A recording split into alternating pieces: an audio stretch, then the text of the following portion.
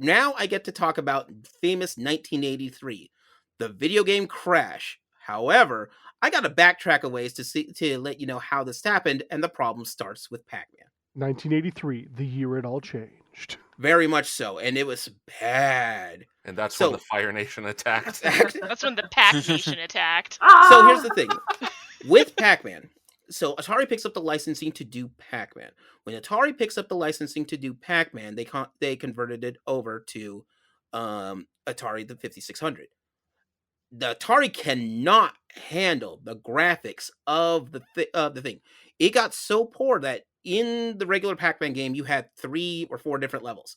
They had 1 on repeat, and it is poor sound. It is janky controls. It is the ghosts don't have colors. They're just all the same colors as Pac-Man. And they flicker in and out. And they flicker in and out because they can't handle it. Yeah. So it's like you have less ghosts. They're barely there. And Pac-Man's always facing the right.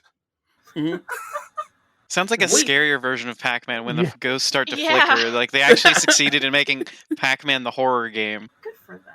Mine says Texas Chainsaw Massacre. What are we talking about?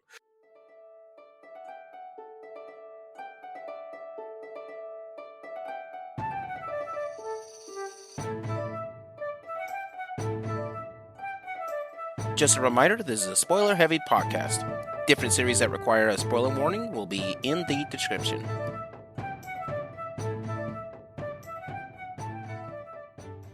Hi, everybody, and welcome to another episode of Gaming Theater Podcast. Today's episode is going to be about a brief history of the console wars.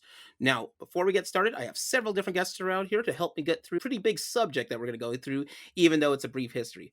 First, I'm going to introduce myself. My name is Leo. I'm the Geek Scorpio, and I'll be your host this evening. And over to my right is going to be... Oh god, that's me. Hello, I'm DandDaine. I am an award-winning DM. I'm an all-around big nerd. I've been playing video games forever, and I stream on Twitch. You can find me there. My name is spelled funny.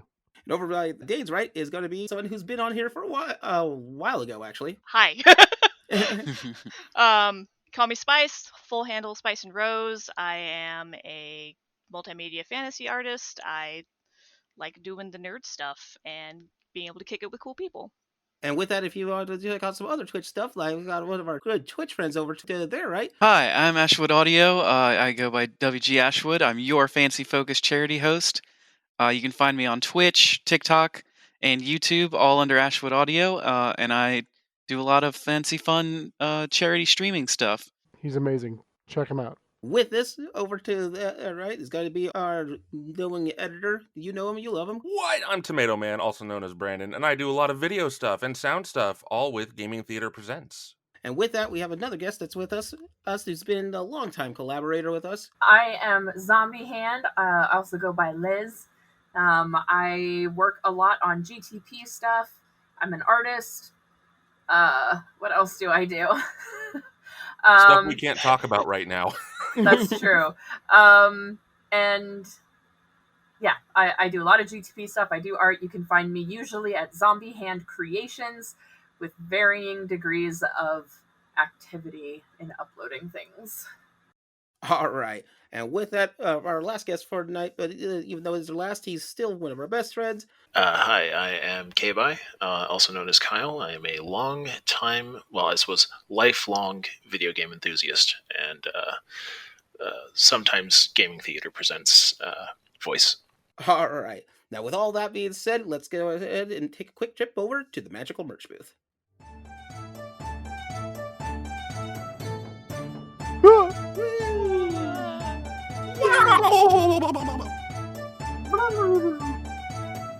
It's glorious! So with this, here we are at the Magical Merch booth. Now, with all of our collaborators that are on here today, I'm just going to let everybody know that we are coming up upon our 2nd year anniversary. This should be, if this is not this episode may be our season finale. If not, it will be in 2 more episodes in a row. But I'd like to thank everybody who's been listening to us and has been pushing this forward. And we've doubled all of our viewership and everything within the course of a year. It is amazing and fun to watch, and I've got other plans and other subjects to talk about, and I am super excited. Big thanks to viewers like you! Thanks, listeners. viewers, however you enjoy this. Yes. Thank you for viewing with your Yay. ears. Yes. Thank you for listening. The best way to do it. Yeah, listening with your eyes, viewing with your ears. In the car, at the gym, wherever you listen to podcasts. Yeah, much love. But that being said, let's get back to the show.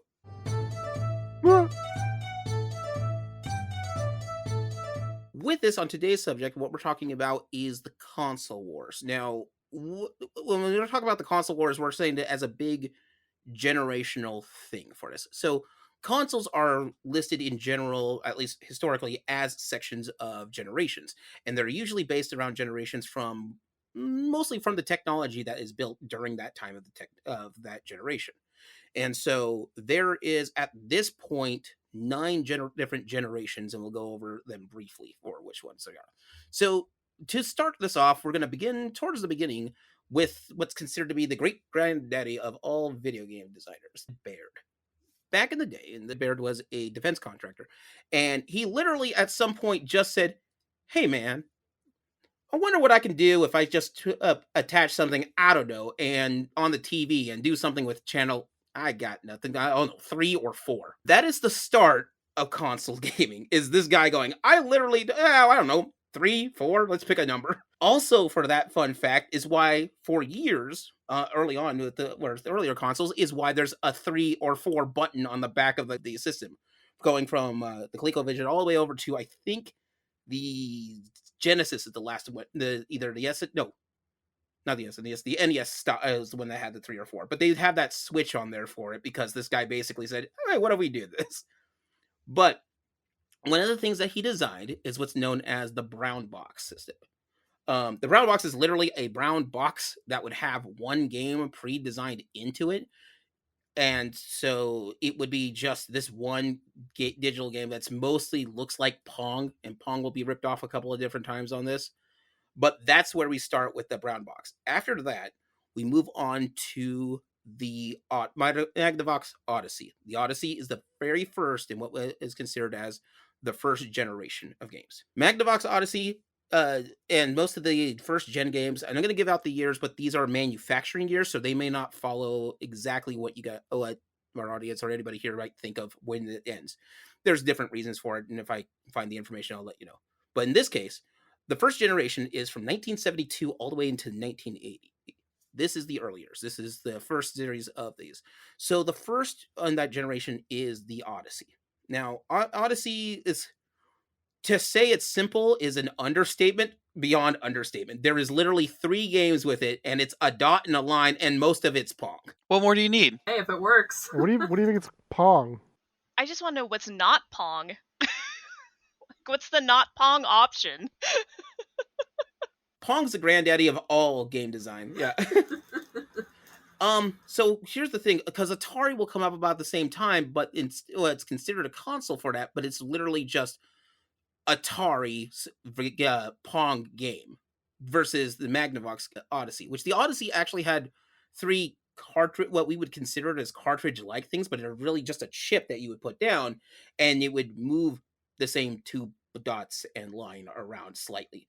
How they would get it to be different worlds, which they would have literally a piece of plastic with the drawing of like a football field that you stuck on your TV, and now it's a football game, you see.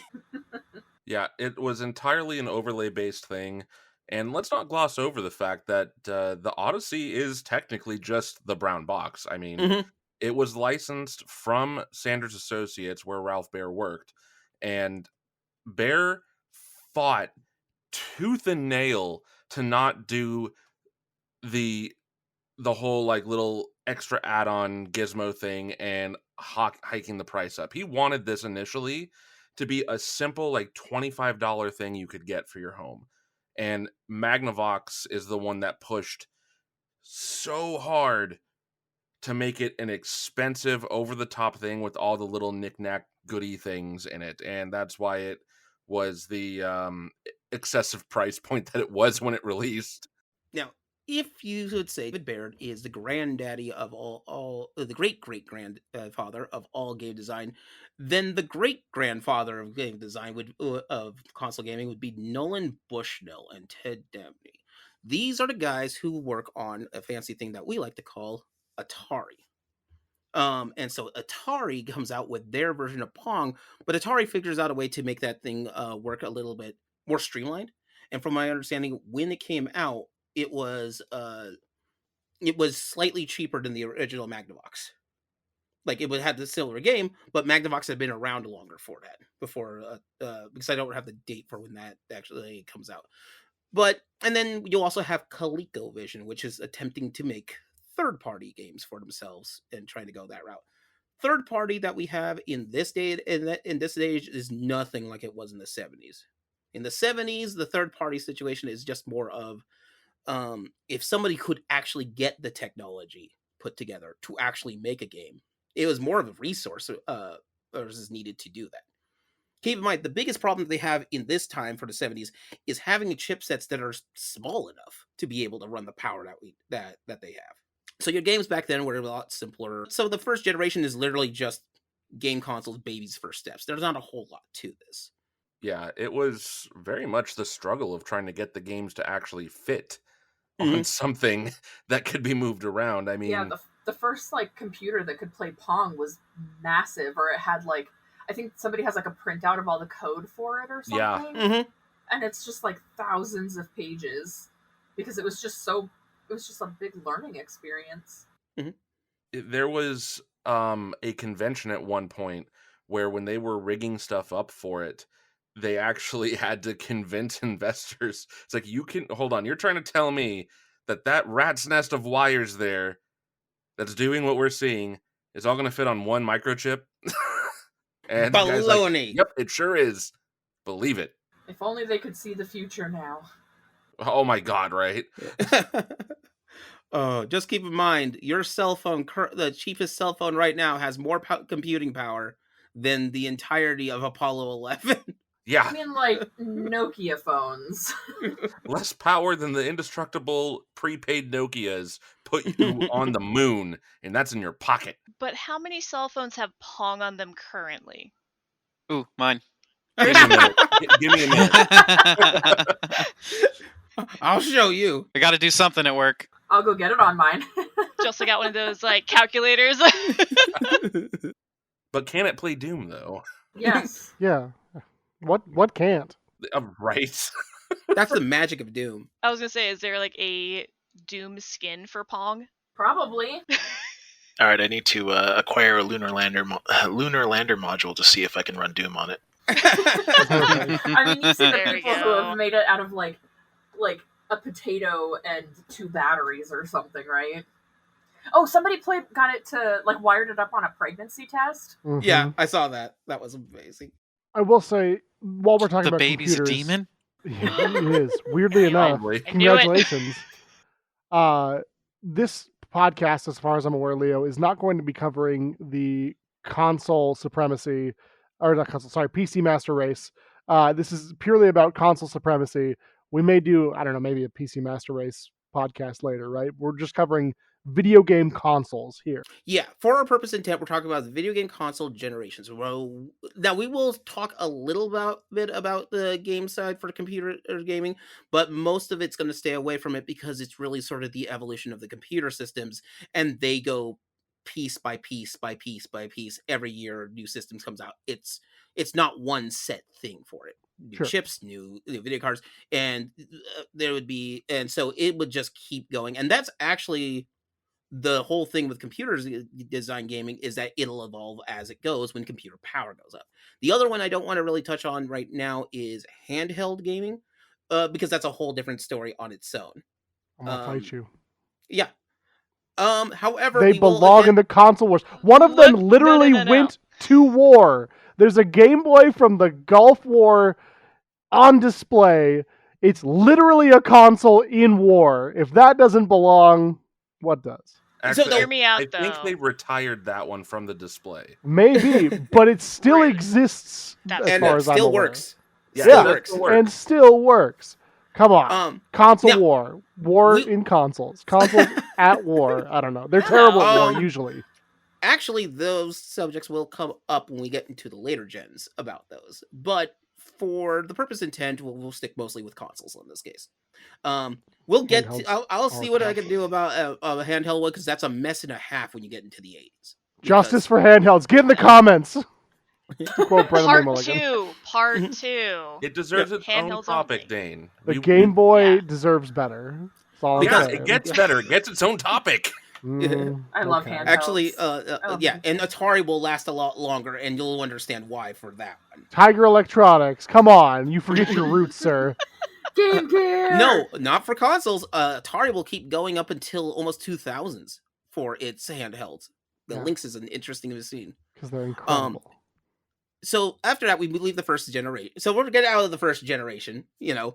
We get into the second generation. The second generation of game design is basically the big innovation with here is cartridges. Being able to change your game that you have. Even with the Magnavox, it's the same system that's just moving the dots slightly differently. So it already has it. This is cartridges that's coming out to get this taken care of. Now, the second generation's manufacturing time frame is about 1976 with the Atari 5600 and Channel F, which I'll get to that in a second. Surprisingly, 1992 is when they stopped making everything for the second generation stuff. It's weirdly that they keep doing it for throughout the entire 80s and part of the 90s before they finally get to stop with that. But manufacturing gets kind of interesting for some of those takes on this.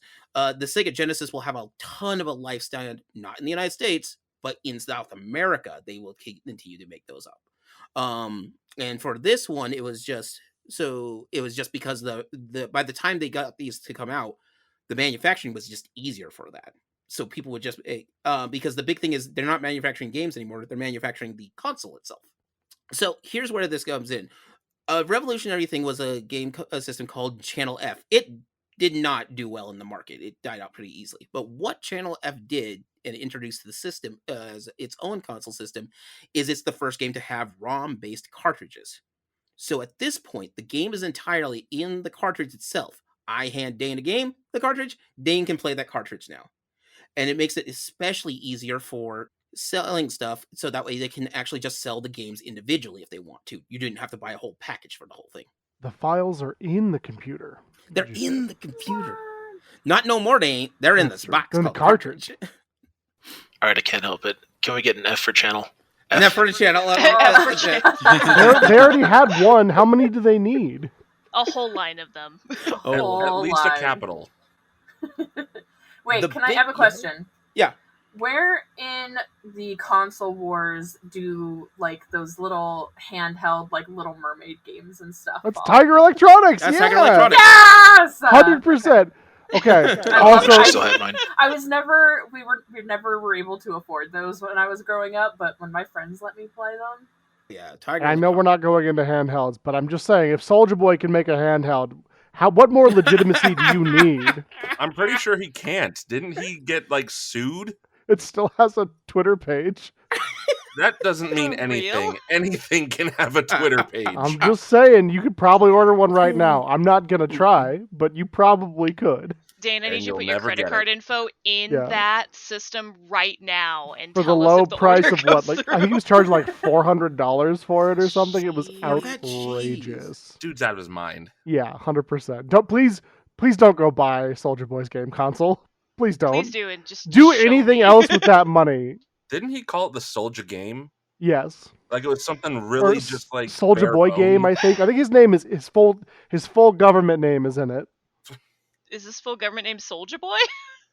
He's got enough money. He probably did it. I don't know that it's not. That's do anything better with your money, like throw it into the ocean. Literally. Or set it on fire. This website is wild. Anyway. Now, to go for a much better console, or a more reputable console, I should be. So this is where the rise of Atari comes in, which is the Atari 5600. I had that. Oh, so good. It is so good. Anybody who is trying to play it right now, just let yourself know, it is very much the 70s.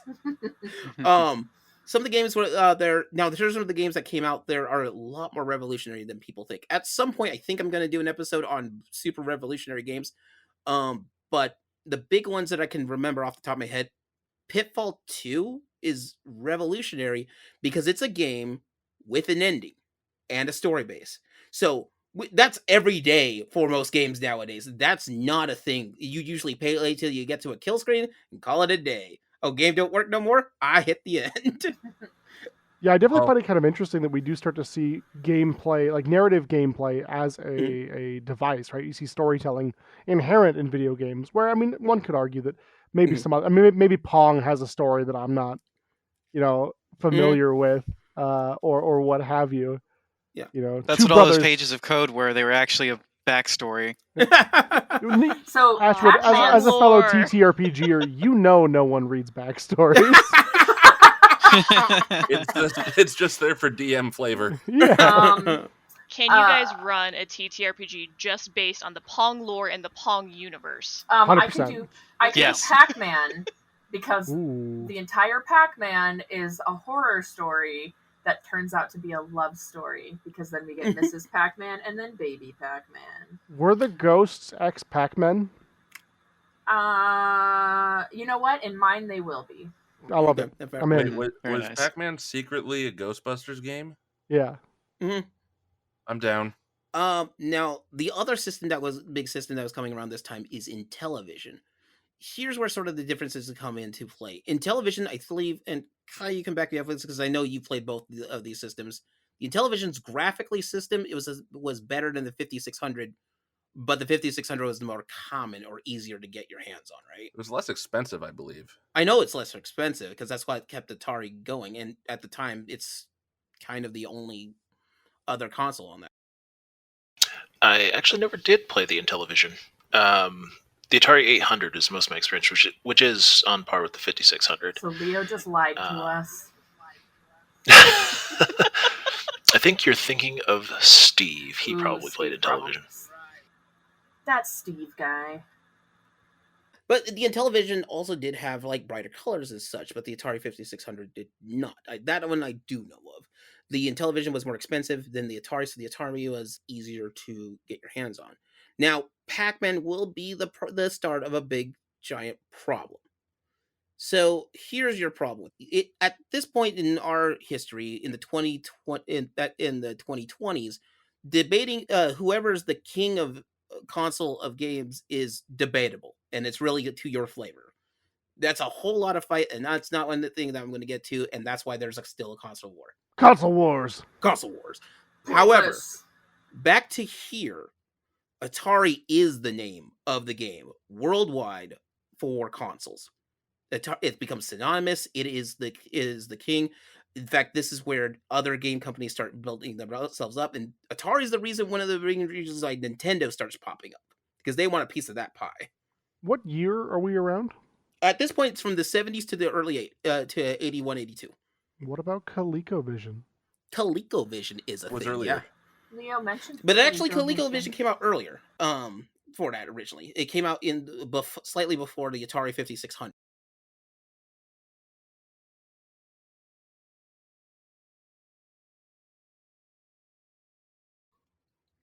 Mm-hmm.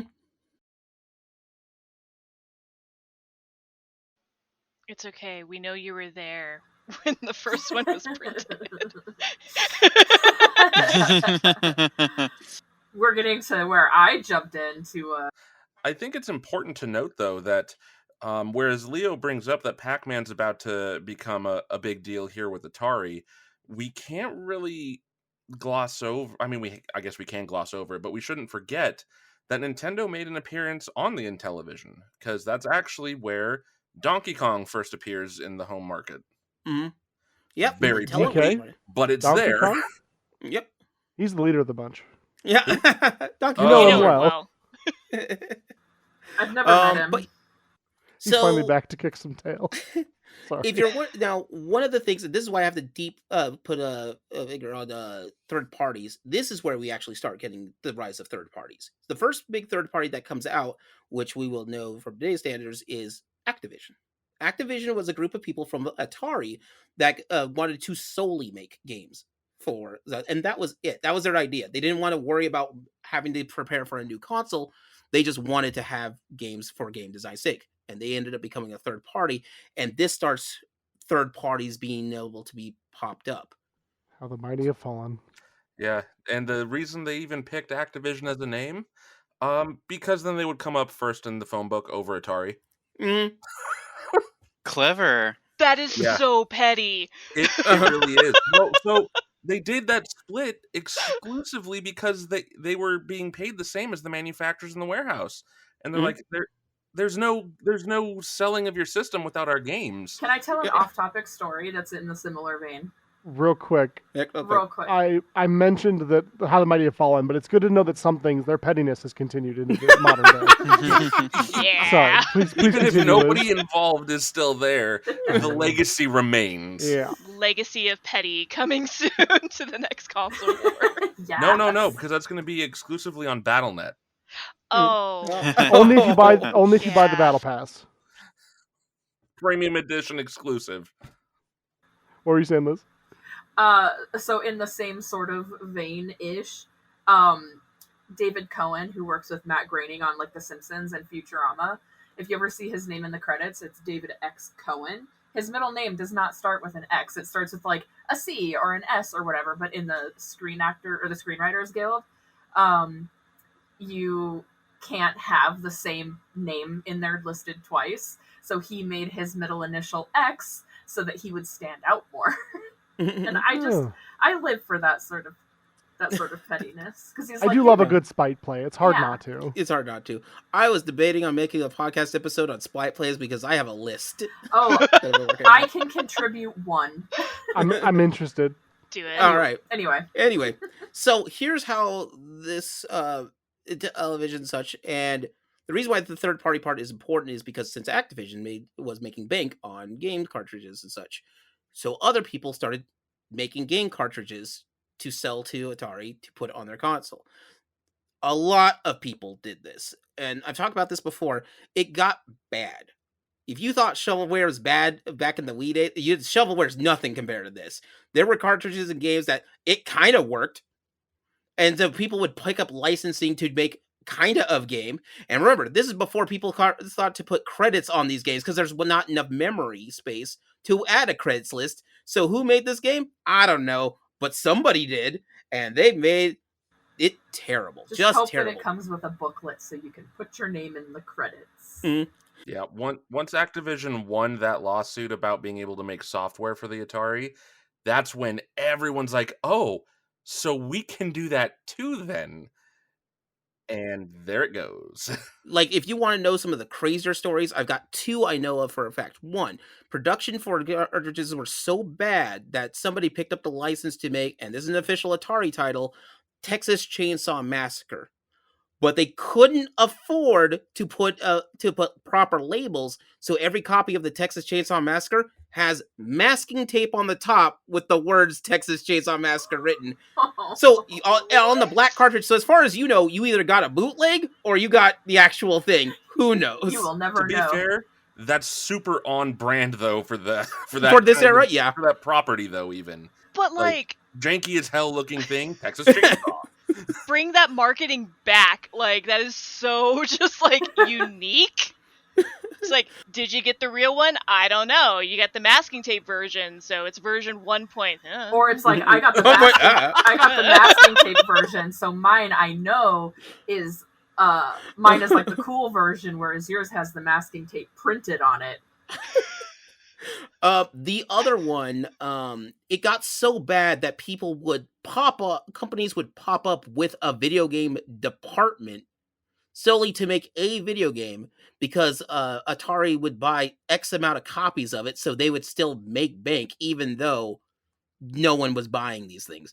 Purina Dog Chow, the food dog chow company, had a video game department where you would play, I think it's the Chuck Wagon that's on the icon, driving around delivering dog food. That was the game. No, see, they would have done a really good job if they sponsored like Nintendogs. Yeah, Look, but they didn't. Aw. I think we need a revival. When can we get a new version of this game? It's time Can we for a get reboot. that one and Sneak King? Yeah. So don't worry, Pepsi we're Man. gonna come back around to more licensed BS because Super Nintendo had Captain Novolin. Oh, yeah. Mm, And the Chex Kid, I remember that. Yep. I was gonna say video games in cereal boxes.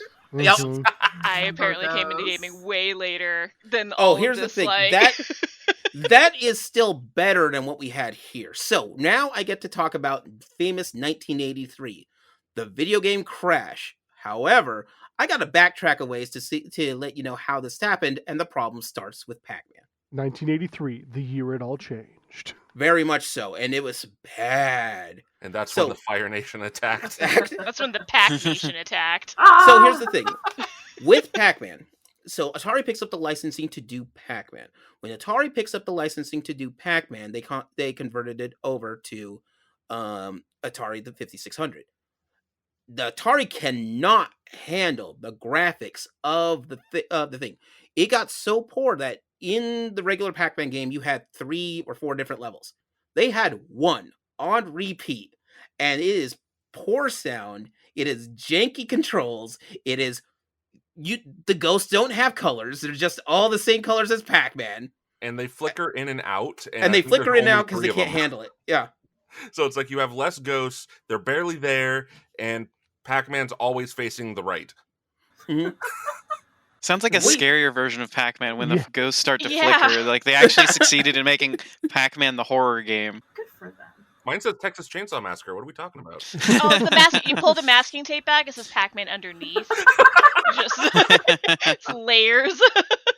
So what happens with this is that this licensing goes bad because it was something like they had 500,000 units just not sold anywhere because people would stop buying them because people were disappointed because they were promised as part of their advertisements this was an arcade experience on your home console. They cannot deliver, and Brand this damage. brings this whole amount of distrust in Atari. And Atari's the name of the game everywhere for consoles. Every game that they have, if you have an arcade version, the arcade version was way, way, way better for it. The public itself, in large, it's because we understand how technology works and that these are 2 different things. But at the time, there was just not enough power to handle that. We're not to handle an 8-bit system into into Atari 5600. So what they get into is they will pick up licensing from licensing from licensing. Now, in 1983, and sort of the death nail into this, and it's not even that the death nail, it's just this was the spike that the straw that broke the back of the game system is E.T. They spent so much time in licensing hell to get this game out.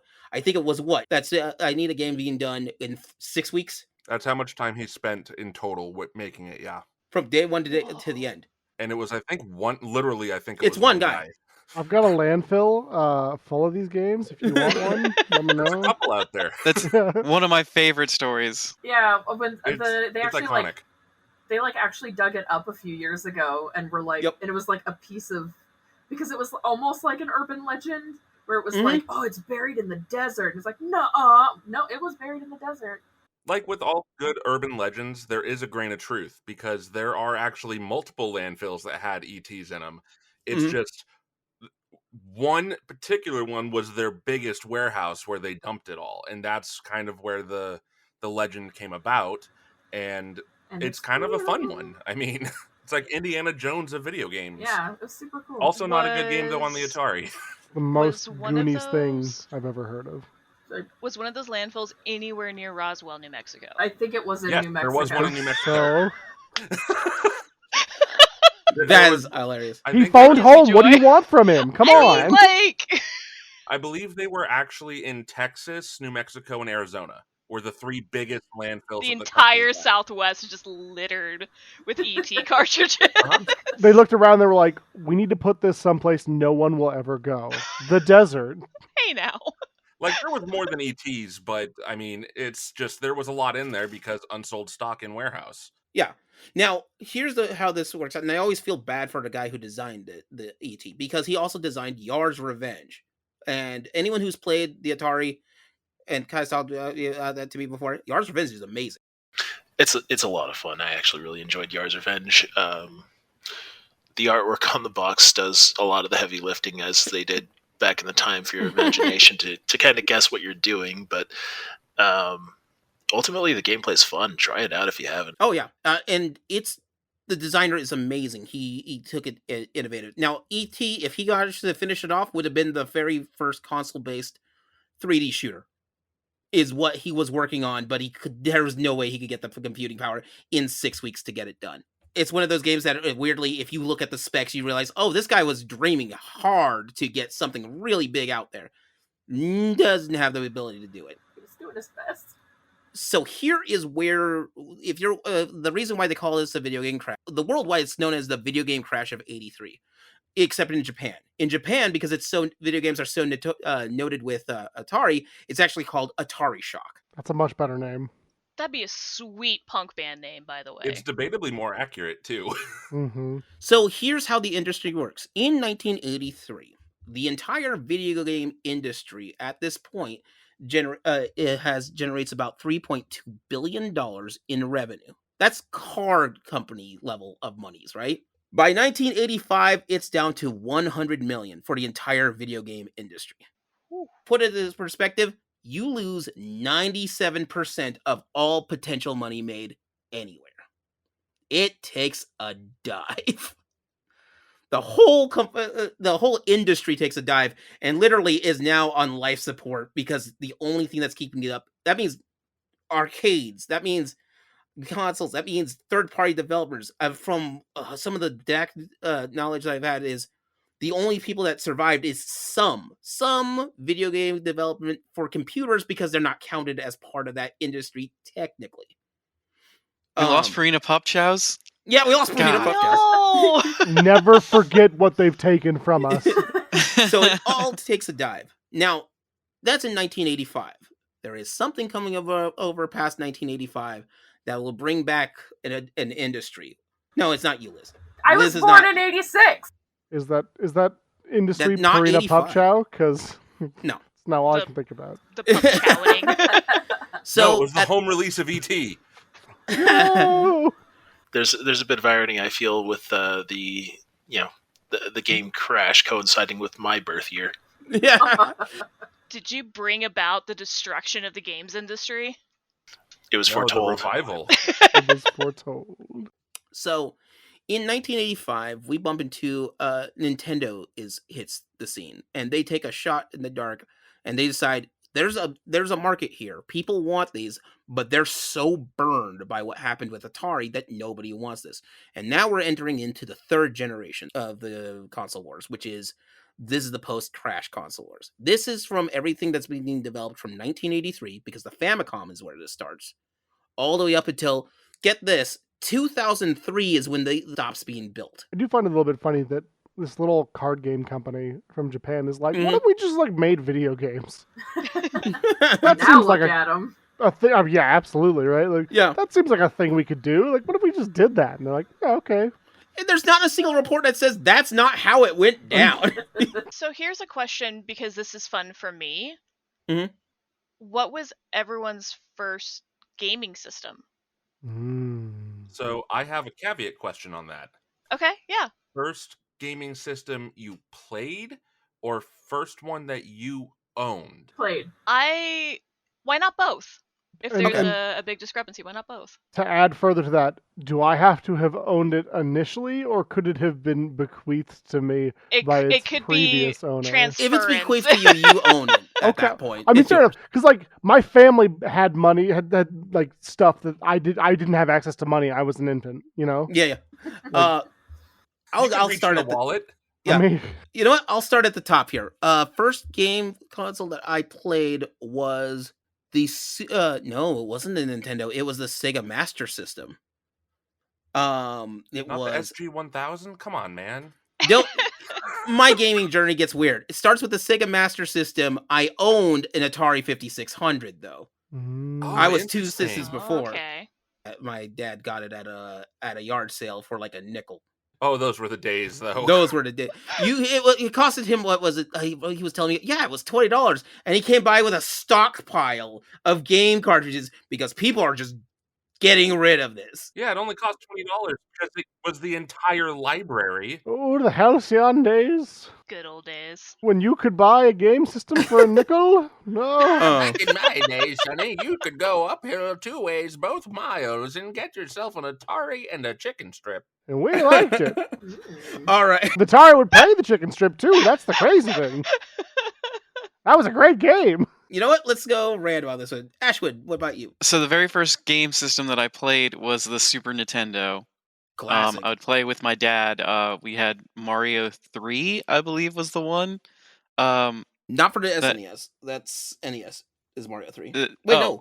Unless you had the one game that actually had the Mario 3. Yeah, Mario. which It was wasn't All-Stars. on the SNES. Yeah, All-Stars. All-Stars had all yeah. of them on it. Yeah. Then that must have been it. So that was the first one that I played, and me and my dad, we had like the booklet, like they used to release the booklets for like the little like game guides, and so every time we would play, we would bust out this now tattered, like we still have it. It is a tattered shred, ancient discovery from way before I was born. Oh, the days of yore of the It maid. belongs in a museum. That relic's awesome. It belongs in a museum. Yes, it's I love it's a that. stone tablet to me at this point, printed media. But the first system that I actually owned was a Nintendo 64. Oh, nice. That's a good one. The 64 is a good system. I don't care who anybody says. Also with that, keep an eye out for a podcast episode about manuals and video game manuals. There's some weird, crazy stuff with that one, and it's a fun one I've been doing research on. Can't Oh, wait. Alright. I'm excited for that one, actually, because I miss manuals so much. Same. Yes. I still have a manual from Fallout 2 because there's a recipe for a cake I need. Oh, Really? nice. Are you Alex- sure it's not a lie? No, that's a different That's Wrong poor. Anyway. game. Kaiman, what do you got? The first game, first console I owned and played are one and the same, and actually still in the other room, the Atari 800 XL, with the first game being Ball Blazer by Lucasfilm. Oh, yeah. Oh, It was Lucasfilm is a solid company, too, back then. It was a first-person sort of sci-fi sports game, which was really, really weird. Took a lot of getting used to. Absolutely good stuff. Oh, it's solid stuff. Liz, what you got? So I have a little bit of a story to go with mine because it makes me laugh. So my very first system that I ever played was the NES. I was like, we had 6 kids growing up in the family, or in the house, so it was like we were babysat by the NES. And so this is just like a fun story. So one of my older brothers pissed me off like so bad. I was like 3, maybe like 4. He pissed me off so bad, and he was really good at it. And so I apparently decided to punish the whole family, but by getting back at him I made myself a bologna and cheese sandwich with mayonnaise and mustard. I don't even like mustard, and ketchup, and I put it in the tray slot of the NES and I pushed it down. The looks of horror on everyone's faces in this podcast recording cannot be understated. It was Not a toaster, Liz. I did it. No, I knew it wasn't a toaster. I did it intentionally because my brother made me angry, and he said, Put that I in the think- Spite Plays podcast. that- Yeah, that's there. Like So- Activision, and then Liz with With a sandwich. sandwich. he still makes me angry. So you know what? Like, Do you still Have put you- yeah. sandwiches in his console? Have you tried putting a sandwich? no. Instead, I just cut him out of my life. So Oh, I mean, that's So probably there's the not best. like So- a 360 out there spinning baloney. yes.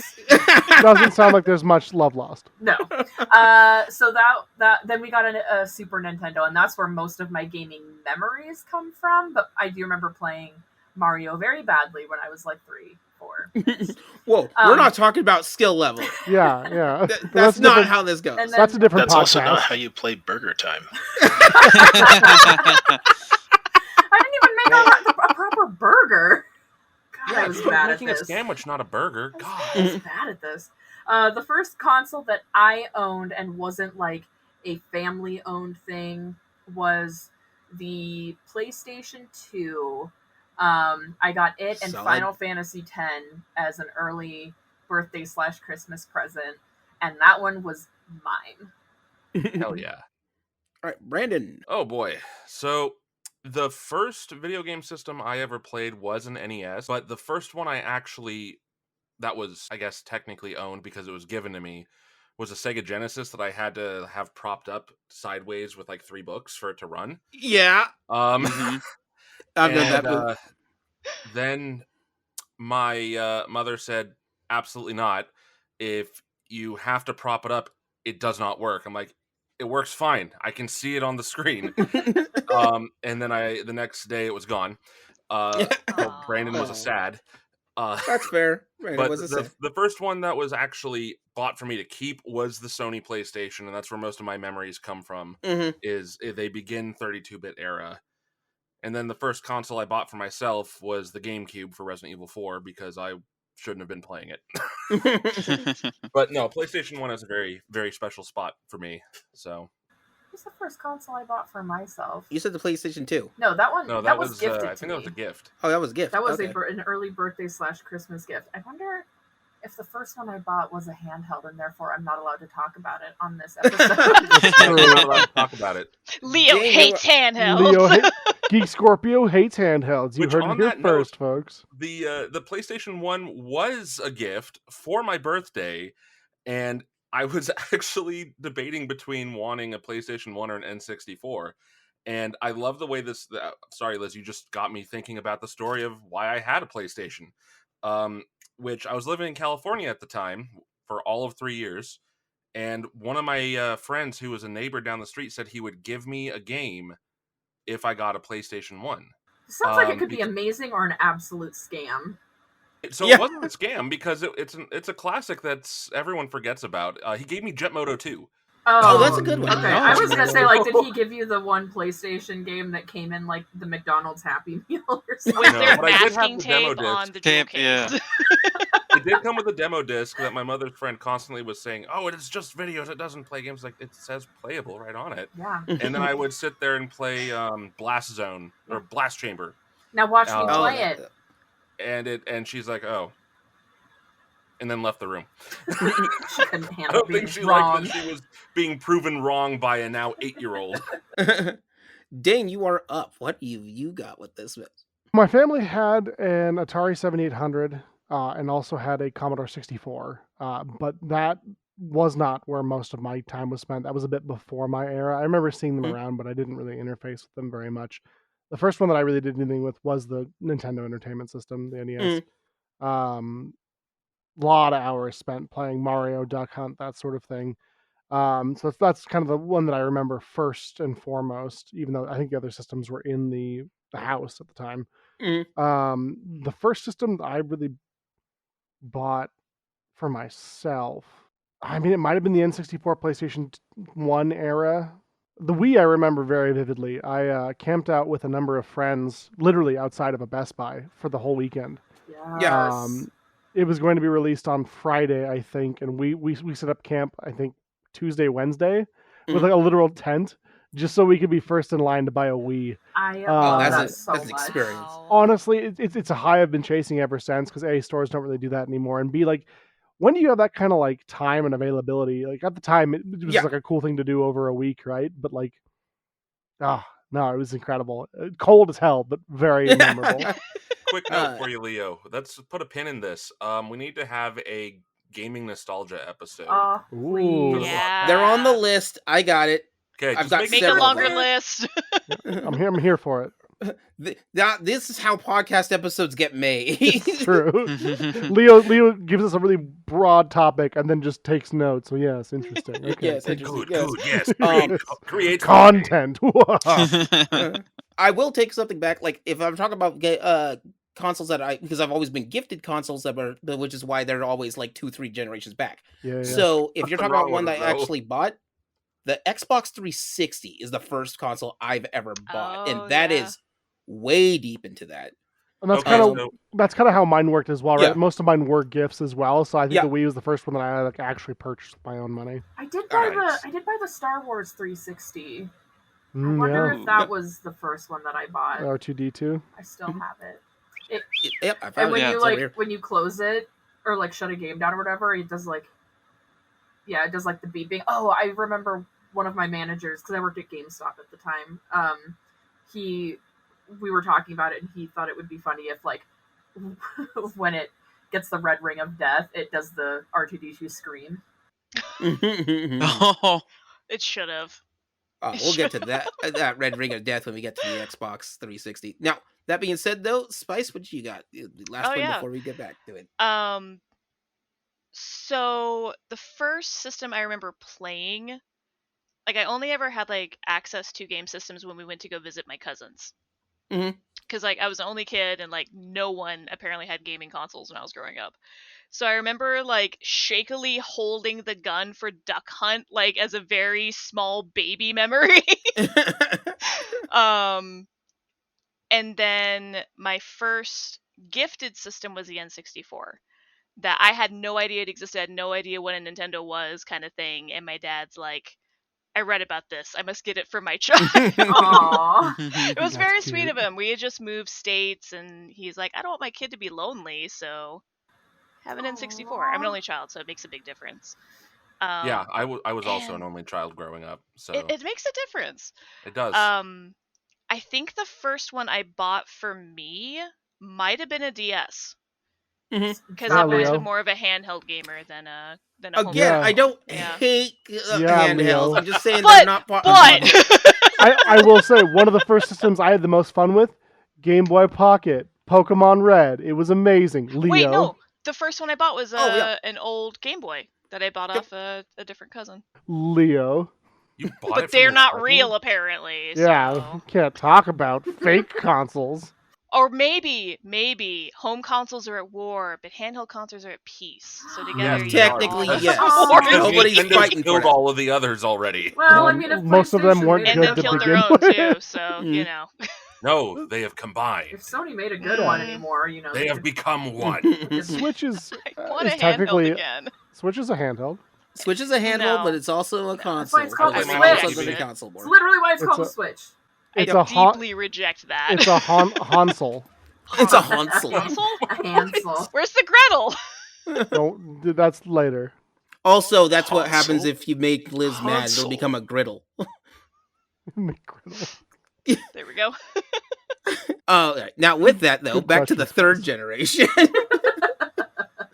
I am All here right. to sideline and segue and make mayhem. You need another That's- S. It's like gatekeep, girl boss. Yeah. Gaslight.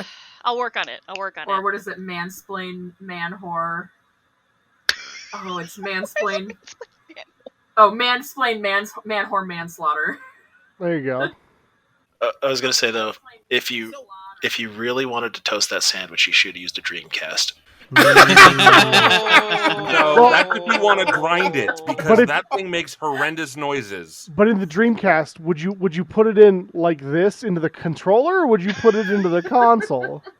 Well, no, What so if- you can put in the sandwich on the console. You can have snack pockets for the where the VMD used Aw, to be. yeah. See, Oh. one That's is where you for keep your chicken Cheez-Its. strip. That's not Oh, Yeah. You just put the console on top of the sandwich and run it. The heat will cook We are it. so innovative. yeah, that's true. Trendsetters. Visitors, though. Where was I? Oh, right. Back to the third gen. You're welcome. Thank you. So the third gen is where Nintendo comes back into play for this. So it has decided to, as Dane puts it, how about we just do this? Eh? So they actually made a Famicom, and fun fact story I've ended up bumping into, they sent a contract over to Atari to have Atari make Famicoms for them, so that way they would just have the Famicom here. We could have gotten the NES stuff 2 years earlier because of that. However, Atari decided, nah, and just never signed the contract, and so it went old. Would probably have saved the gaming industry, all things considered. Somebody's kicking themselves. Mhm. Atari was fumbling all kinds of stuff, so I mean, it's kind of a blessing in disguise. But So the way that they wanted to, they're like, okay, we know that there's a market here, and calling this a console war is like saying you've got a shot fighting Mike Tyson in his prime. There is one console that's coming out, and that's about it. Don't tell that to Jake Paul. Yeah. Jake Paul's literally going to fight him soon. Yep. So, That's going to be the most exciting 2.5 minutes ever. Mhm. I don't know. I've had some exciting 2.5 minutes. Yeah, that's right. Oh, that can be taken so many bad ways.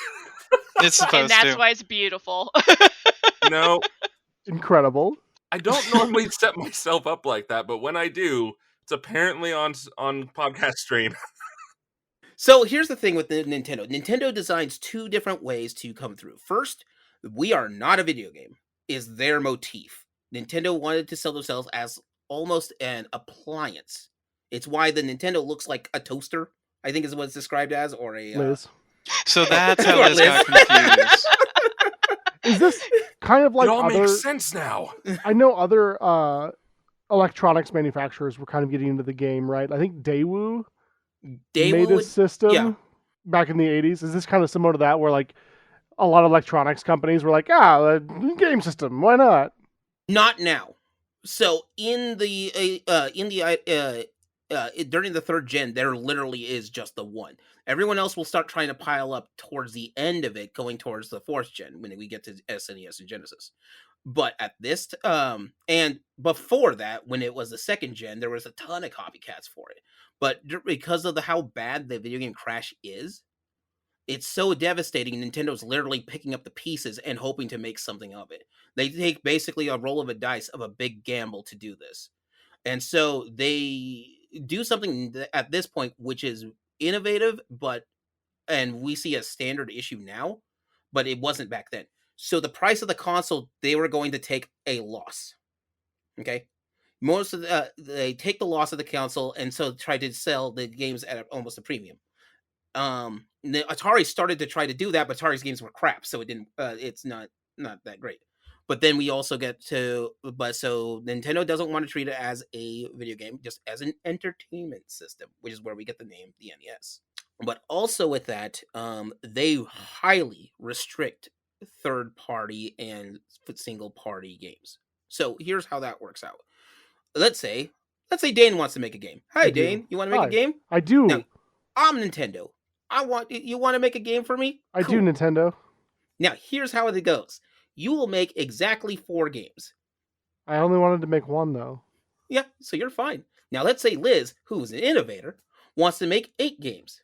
Yeah, Liz is all for making 8 games. No, Liz, you got to make 4. But I want to make and 8. enjoy it. You make 4 Okay, and enjoy it. Can I make 4 games that are the length of 8? Nope. That's just it. If you make it length, make a really big game like that, Final Fantasy thing. Okay, I'm gonna make Final Fantasy 6. I'm gonna make Chrono Trigger, and I'm gonna make Lufia and Lufia 2. Thank you. And you're tapped out. The end. Can I put in an idea? Mm-hmm. Now, so in a second, Van, I know where you're going at with this one. So here's the thing. Nintendo highly restricts how many games a game company can make. If your game company can make multiple games, you're stuck. Liz wants to make another game. How about you sell it for a computer? Why don't you just make a computer game? Okay. No. Oh. It's against my contract. You don't get the 4 games, and that is it. Enjoy that. You cannot port those games. You cannot make those games for anyone else. You make them for me exclusively. For 2 years minimum. At minimum. Mm-hmm. Dane's cool. Dane only made 1 game. He's fine. I'll make your other 3. Underachievers everywhere, unite. Now, the thing is, if Dane's game is not great, Dane's taking a loss, and there's no ways he can recover it because he would need to make another game, and he's limited to How that. bad could my game be? E.T. Do you have the Purina Chow license Yeah. or not? Actually, no, it's the Purina Nintendo. 2, obviously. So this is the Nintendo era. So let's go with Jaws.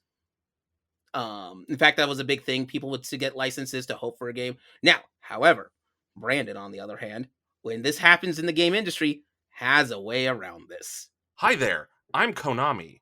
I've already made 4 games. But how am I going to get around this? I want more games. Wait a minute. I have a subsidiary company. They don't have a license with Nintendo yet. Oh my I'm going God. to do Ultra Games.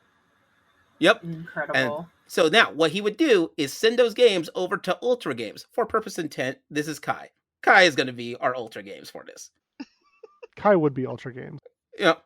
And so Kai gets all the licenses. So Brandon makes the third party, sends it to the subsidiary, sends it to Kai. Kai makes those games, and has to give the money back to Brandon. Brandon has 8 games instead of the 4 I locked him out of. Is this video game laundering? You have to. That's the only way you can make more games. That's why its library is so small. We don't talk about video game laundering, Ashwood. It's a feature. Big N is gonna come after us. If So any here's the cartridge could go through the laundry, it's a Nintendo cartridge, though. That's Now, not this wrong. comes up to being certain problems with it. Nintendo has the license to do Tetris, but Tetris also sells their license to Tengen, which is another subsidiary of someone else. And so you have these subsidiaries that are trying to make deals for that. Now, here's the problem. Let's say, for a hypothetical, because I have enough people to do this, you're Ashwood. Ashwood is working with Sega. I'm Ashwood. Sega Genesis, or Sega, it's a Sega Master System. You have the lowest amount of games possible, because you want a game from Dane? Can't. Contractually, he's hooked up with Nintendo, which is Leo. You want Zombie Hand? Zombie Hands has got tons of games, but again, stuck with the contract with Leo. Now, you can go with Brandon/Kai's route, which is the Ultra Games and third-party way around that. It worked for me. Video Actually, game laundering works for me. And so this is how you get that. So now you are personally locked out of any of these systems. What do you do if you are Sega? Sega. Cry. Make Sonic the Invent Hedgehog. a small... Yeah, I was going to say, invent a small blue mouse. You are right, sir. Because here's what happened. Mr. Needlemouse, we'll call him. When all this is happening for years, Nintendo holds basically a chokehold on the entire gaming industry. And depending on who you're talking about, from historians and economists, probably necessary to avoid going into a second crash. So they're holding a chokehold, but because of this, there's things that I require from it. So a QA, for example, becomes a thing that people have to. No longer, Spice, do we use masking tapes. You have to understand the quality, so everyone has to bump up their quality. All the games have to work, and that quality control is what gets Nintendo into the front door and is their staple for years and years. A Nintendo game may not be the funnest game for yourself personally, but it'll almost always work. And that's Nintendo's sort of philosophy here before we get into the higher end stuff, and that's a different story. However, you are stuck with the rules that Nintendo have set up. Sega doesn't like that because they're a little fish in a big pond, and that big fish is Nintendo. So Sega changes it out. They figure out how to reverse engineer some chipsets from an Atari game, and they then started working on the Sega Genesis. And this is what brings us up one of the biggest of the console wars, which is the 4th generation. Nintendo's plan is to stay the tried and true route, but they want to move on to the 16-bit era, and they're wanting to go through with the SNES. For Sega, they have to basically start a whole new console, and they are running partially out of spite. And this is where we get some of the craziest stories in the console wars out there. And it starts with Mattel. Barbie. Technically, yes. Yep. But technically, you're right. I did play Barbie games when I was little. So here's how this tale of yore goes. There is Brandon. I forget. You know the name of the CEO. His name is Tom Kalinske. What Tom Kalinske is literally headhunted by the head of Sega at this time, and is given almost carte blanche to just do whatever he wants to, with the sole goal trying to undercut Nintendo. Somehow putting a foothold in the video game industry, even though you are the last little bit that's still sticking around. So Kalinske decides to go through some different routes, and they have spy games that they're playing, different industry things that they're doing. They're trying to find out different types of engineering and such. Meanwhile, the SNES is trying to protect what they're having to deal with, along with their technological secrets. And they have a certain amount of time frame to work on where they need to. So Kalinske decides that he needs to do a set of campaigns for these things. I believe that he has a list of different options that he knew he needed to do to be able to rival it, and it's kind of an interesting checklist. checklist number 1. We need a mascot that works, something that can represent the planet, and that's when they come up with that blue spiky hedgehog. Because Alex Kidd was not cutting it. Kids love No. animals. Alex Kidd was the original mascot for Sega. I did not even know he was a mascot. Sega also doesn't know that he was one of their mascots. Now, the second thing that they wanted to do, that he needed to do, is to make sure that there's things notable. One of the things that he was noticing that they didn't have a good sports lineup because they were their biggest game for their sports titles was, I think, Tecmo Bowl for the NES, which is a solid game, by the way. Tecmo Bowl's so good. So good. However, so what he needed to do is get notable names. He literally sent a guy to basically find a way to get the most notable game in football to get there, which is John Madden. Now, fun fact, John Madden does not like to fly on planes, so he takes a train or a bus to everywhere he needs to go. So literally, one of the executives to try to get his hands on John Madden dives into a train. Train can't stop. Train's going, well, I guess I'm next to John Madden for a couple of hours, and presents to him the plan for Sega to design the Madden games. Did they get horses? Did they ride alongside? Like, was this like an Old West heist to get John Madden on their games? Replace horses with cars, but technically, yes. It is not literally last second dives in so he can try to get a title.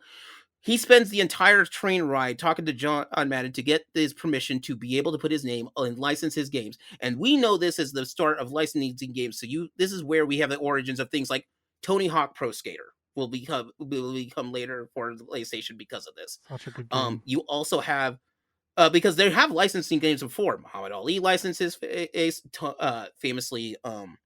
Mike Tyson did, but they wanted him to not just be the face of the game, to actually give his input. And so a lot of the plays, the stats, the statistics that are in there are ones that are designed from John Madden's experience. And this is a level that you'll see again in Tony Hawk Pro Skater, because Tony Hawk got several of his skater buddies to do stuff. So that way, and every time that they would do these things, famously, and this is a side tangent for Tony Hawk Pro, they wanted to add a little fun thing, which is like a kind of a special for everybody. Tony Hawk goes to the X Games, and X2, I think, is where he does his personal trick, a thing that was thought of as being mathematically impossible, which is normally you would have at most for a skate, or at this rate, it was called a 540 flip. So you would go in the air, rotate twice, and then land. So you spin yourself in 540 degrees to land safely. Tony Hawk performs, and to the correctness, he needed so much time to get practice, but he wanted to do this. And so people at the X Games for X2 would back off, give up their time to see if Tony can do this. And he pulls off the 900. So he spins two and a half rotations, which is almost math says you can't do it. Tony says, yeah, I can. And he does it. It is his signature move. The day after that's done on the X Game, Neversoft, the company that makes this, goes back to their computers and immediately puts in the 900 on there for Tony Hawk specifically. So Tony Hawk's the only one that has that maneuver to do that. Also, it's difficult. I usually crash trying to do the 900 because you need a lot of air to get that to work right. Well, I was gonna say, to think all those years later he got showed up by 1080 snowboarding.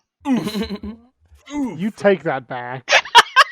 1080's incredible, but Tony Hawk's hits different. Now, Spice, if you said snowboard kids, Yeah. maybe I'd agree with you. Less.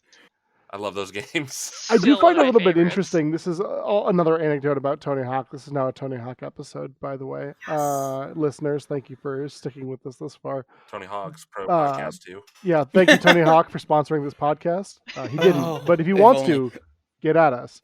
Yeah. Or else. We'll dedicate it. We'll do Or it. else. Yeah. I used to skateboard, not as well as him, some say, but What do they know? he got to kind of pick his own team, like you mentioned, Leo. What I find very interesting about Tony Hawk's Pro Skater is that he basically went around to a bunch of people because he wanted a number of different skating styles to be represented within the video game.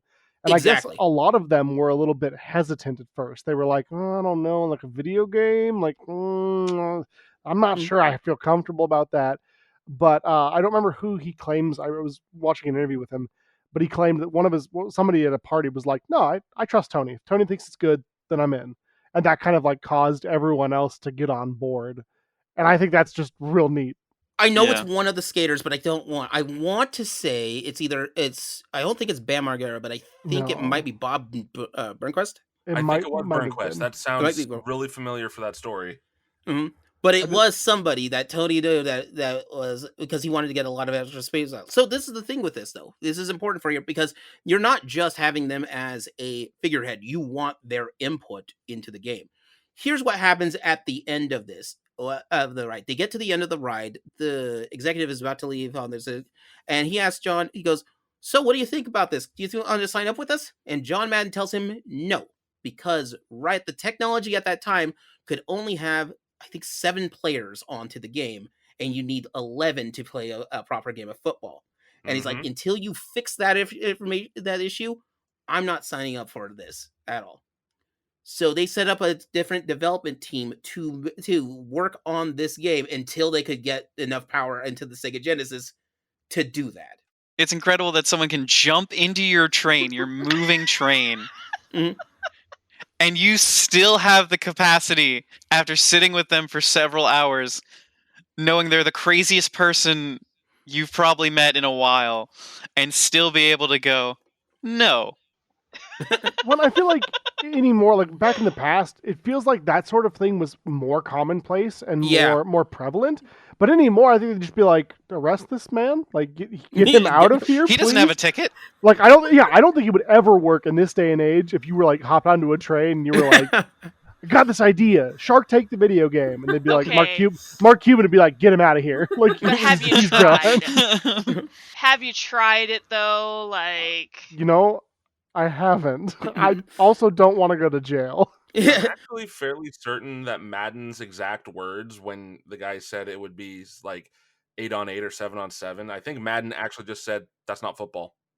Yeah, something to that extent. That sounds like the most Madden thing ever. It is. We could call it Madden Ball. Ooh. New sport. Now, Sega's other involvement is to get their hands on exclusives. At this point, he figured out that exclusives are the way to go. You have somebody develop a series of games to do that. However, at the same time, the SNES is doing the same thing, wanting their hands on exclusives. So you have games that are specifically for that. That's why Final Fantasy ended up going to the SNES, even though they were offered for the Genesis.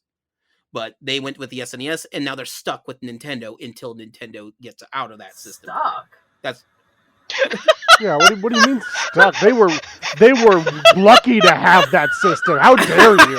Sorry, Why do you sound so personally offended by that? Because the SNES or the NES and the SNES without Final Fantasy.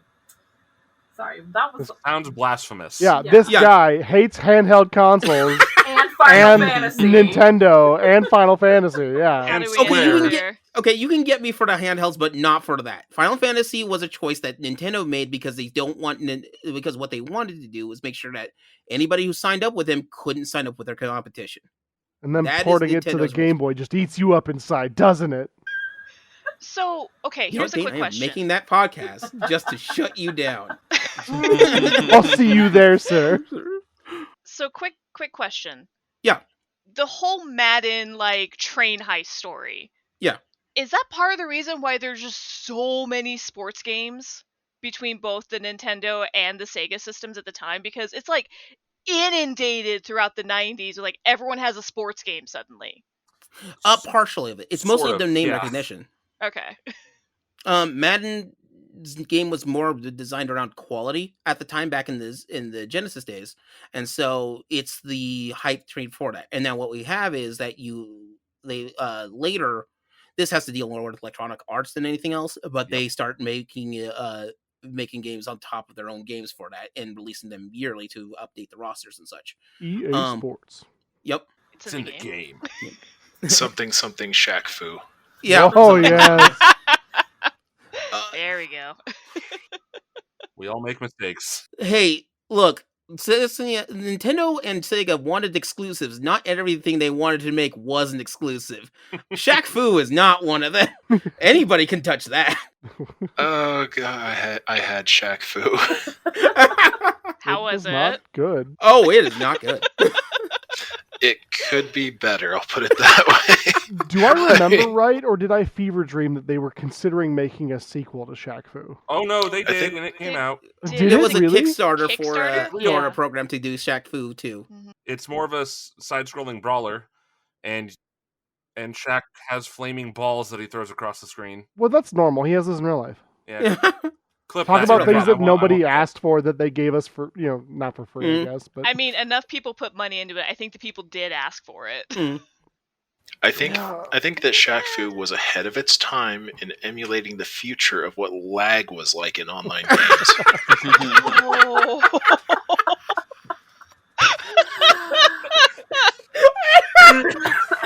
There goes that Shaq Fu sponsorship. Sorry, guys. Dang It's just... Oh, we don't need that sandwich that bad. Liz will just put it in another machine. I'm Leo, here. get a hold of Shaq. We need him on the next podcast. oh my god, Oh, you that'll just be, imagine? hey, I'd Shaq, like to. what were you thinking? What was Did this they about? also hop in a train, give you a 2-hour presentation on the future of Shaq Fu, and you're like, all right. All right, Spice, here's a few highlights of what this Nintendo Genesis thing was. All right? Genesis, Nintendo- here's Am I a getting someone. called out? Okay, You know what me? you've done. You know You're what what you've he- done. Dane's getting Dane's riding my tails on handhelds. I'm getting and I already went after him. There's next. So here's how this goes down. At Fair some enough. point, in order to sell a bunch of Sega Genesis, Walmart tells them no because they have an exclusive contract with Nintendo. And so what he does is say, "Fine." Goes and finds the first Walmart in Georgia and builds in front of that Walmart a kiosk station to demonstrate Genesis, and that's it. It's a Spite That's to you. play. You want to? Yeah, you come over Put here. that on the Spite Play list. So Oh, that's nothing compared to the fact that they helped develop E3 and almost got into a fist fight at E3. there's a little bit more to that Walmart story, Yeah, I know. which is they actually just went to a mall, rented out the space, and filled it with demo setup kiosks for Sega Genesis, and you could not buy anything. Yeah, It literally. was just to get people to play it, and they even put up a giant billboard near Walmart headquarters talking about the Genesis. And Kalinsky would pester them to the point where eventually the guy in charge at Walmart just calls. He's like, "Fine, you win. We'll start stocking Genesis. Take down that frickin' store. I'm tired of people asking about Genesis." Because we did that at the mall near the headquarters. It took a year. Here's the weird thing, though, right? It worked. It worked. Like, the amount Long of con. joy that story gives me is only counterbalanced by the amount of like retail PTSD that lives in me. Oh, I get you. The level But of that's spite so in this story good. is so high. And Yeah, Oh my and God. we're gonna scratch the surface on this because speaking of retail, one of my favorite stories of this is what they do to do this. Do you know when you have a game that's released nowadays and it says it's for, let's say for example, March 15th, okay? The Ides of March, or when this podcast episode will eventually go out. On the 15th, worldwide, everyone's allowed to release their game, right? No. Not so back then, for it's a logistical nightmare for it. However, Kalinsky sets this up for one particular day on Tuesday for Sonic 2 to be released on a Tuesday on the 2nd of, I forget which month it is, but I want to say, I think it's November. Anyway, Yes, it's on I the think it was- 2nd, it that's was on November. the Tuesday, the 2nd. So he sets it up and rigs the entire world so that on one day, Sonic 2 would be released. Sonic Tuesday. Too fast. Sonic Tuesday. Too cool. Today. Mhm. And so he goes around to get this set up as a logistical nightmare just to get that game out. I think before the next Mario game comes out, so that way it would be a worldwide release. Now remember, Kalinsky's is the head of Sega here in the United Sega States, of America. not Sega itself. He basically he's like, okay, So they have a liaison to go back and forth for it. So the liaison comes back and tells them, okay, I talked to all of our executives back in Japan. They do not want you to do this because it's too expensive to keep that logistics going on like that. So they do not want you at all to do this. He goes, all right, let them know I didn't get that message. I'm gonna do it anyway. Yeah, just pretty much like, tell them I didn't understand what you said. I have no idea what they're talking about. I don't understand what you said, because he knows that if this works out, it works like gangbusters. However, his gamble is, if it doesn't work out, could tank the whole company. Oh my god. Because they would be spending so much money. Because he has already convinced them at this point to A, take the Genesis, price it less than the SNES specifically. B, make sure that our advertisements are quick and fast to show how quick we fast. That's how you get that Sega title. Unlike the longer that the SNES has. And he is basically like, whatever I can do to get around pissing off Nintendo and to working on this, I got you. So he does that. He releases it, and they give him hell for it. I can't believe you did this. And this, for the first year, is the first time ever Nintendo is in second place of sales. Oh man. Ooh. Behind Okay. every game company is a middle class white guy with audacity. Apparently. So, And like, the best part about that, even- though, isn't even that Sega was above Nintendo in sales. It's that it depends on the perspective you look at this. It's sell in versus sell through. Mhm. Sega had sold through more of what they shipped out, but Nintendo was counting as to what they had sold to the retailer. Mhm. So Nintendo was still claiming to be at the top, but in a lot of public eye, Sega was at the top because they sold through their stock. I do have to say, Genesis was an incredible system. Oh yeah, yeah. Spec wise, they were both good systems. They were both awesome for this. But this is when we talk about a console war. Cost wise, most families could only afford one. It was a war. You picked your side. You had debates and arguments for it. That's why this started as a title of the console wars for it. This is where we get that. And it's mostly Sega versus Nintendo, the two big dogs at the top. By the way, Atari still exists. Nobody knows what's happening with them. They're taking a gamble and a half in left field. Poor Atari. I do find it kind of interesting too, right? Around the time that Nintendo kind of starts to come onto the scene, Atari's kind of fading away, so that they had this sort of no clear rivals, I would say, Yeah. for a majority of the time. But here's this other company that is making things that are quality, right? You know, I would put a Sonic game up against a Mario game any day of the week back in at this time. You know, they were We did that. good in what they were doing. Yeah. In fact, there was only one little hitch that would have ruined Sega entirely for this, and it's something that Sony will eventually take advantage of when they release their PlayStation 2.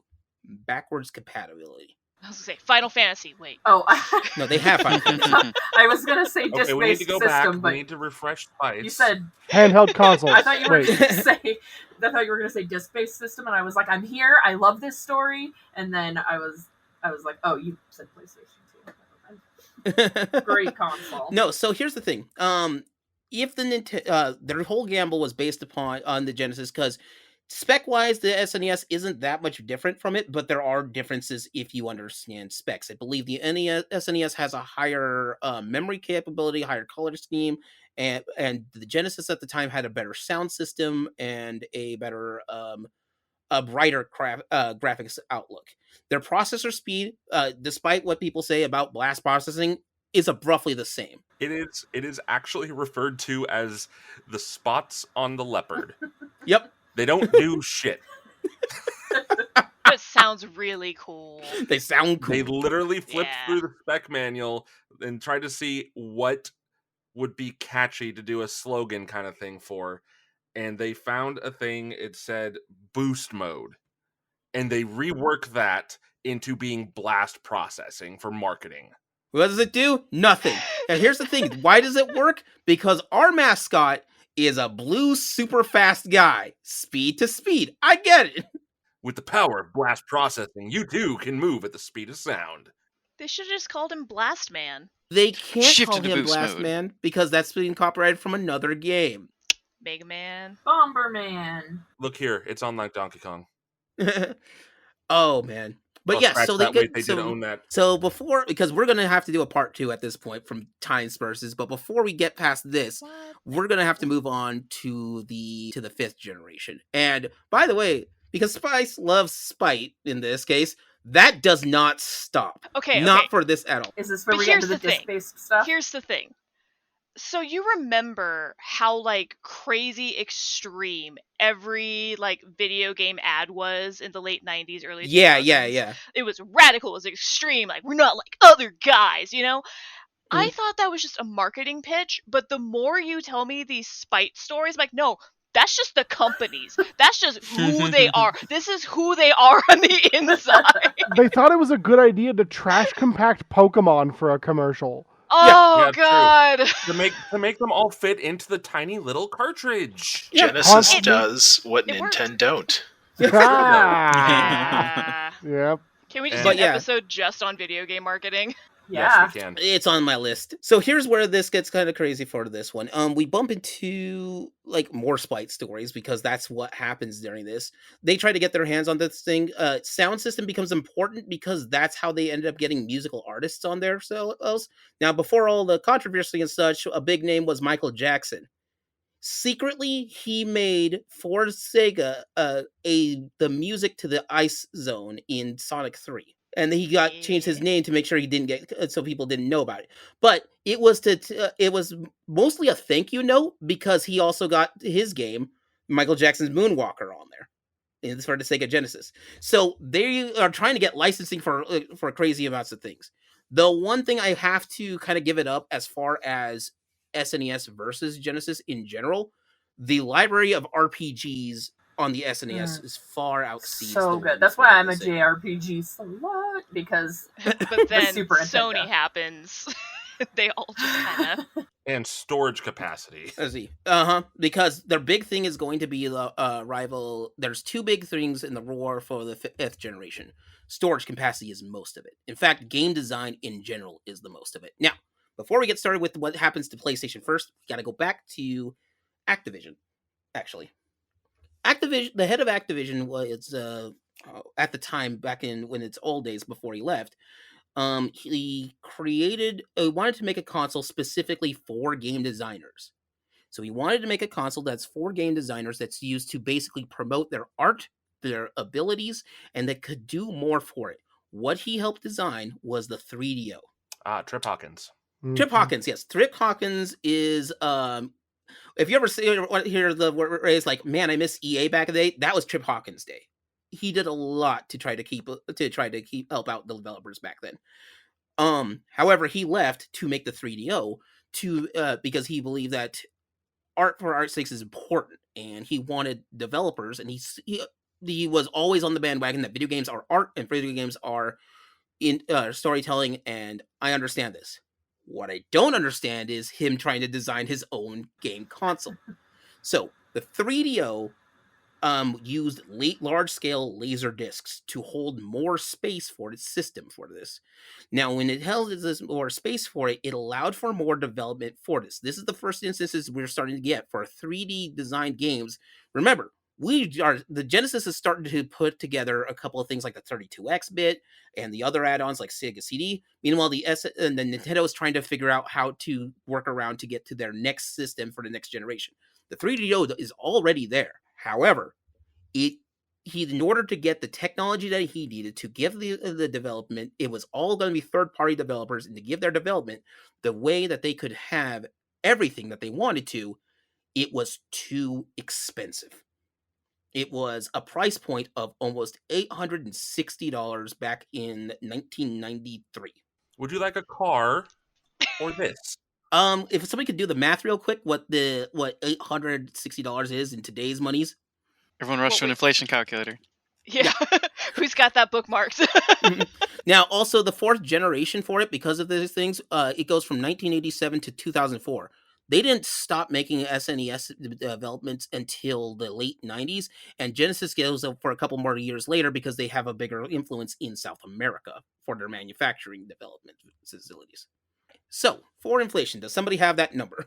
I did, and then it skipped a beat. Okay. You're looking at about $1,800. Mm-hmm. That is the price equivalent of getting this new system. And that's to cover off the cost, because as we said before, usually you would eat part of the cost for your console, so that way you would sell the games at a slightly higher price to make a difference, right? Yeah.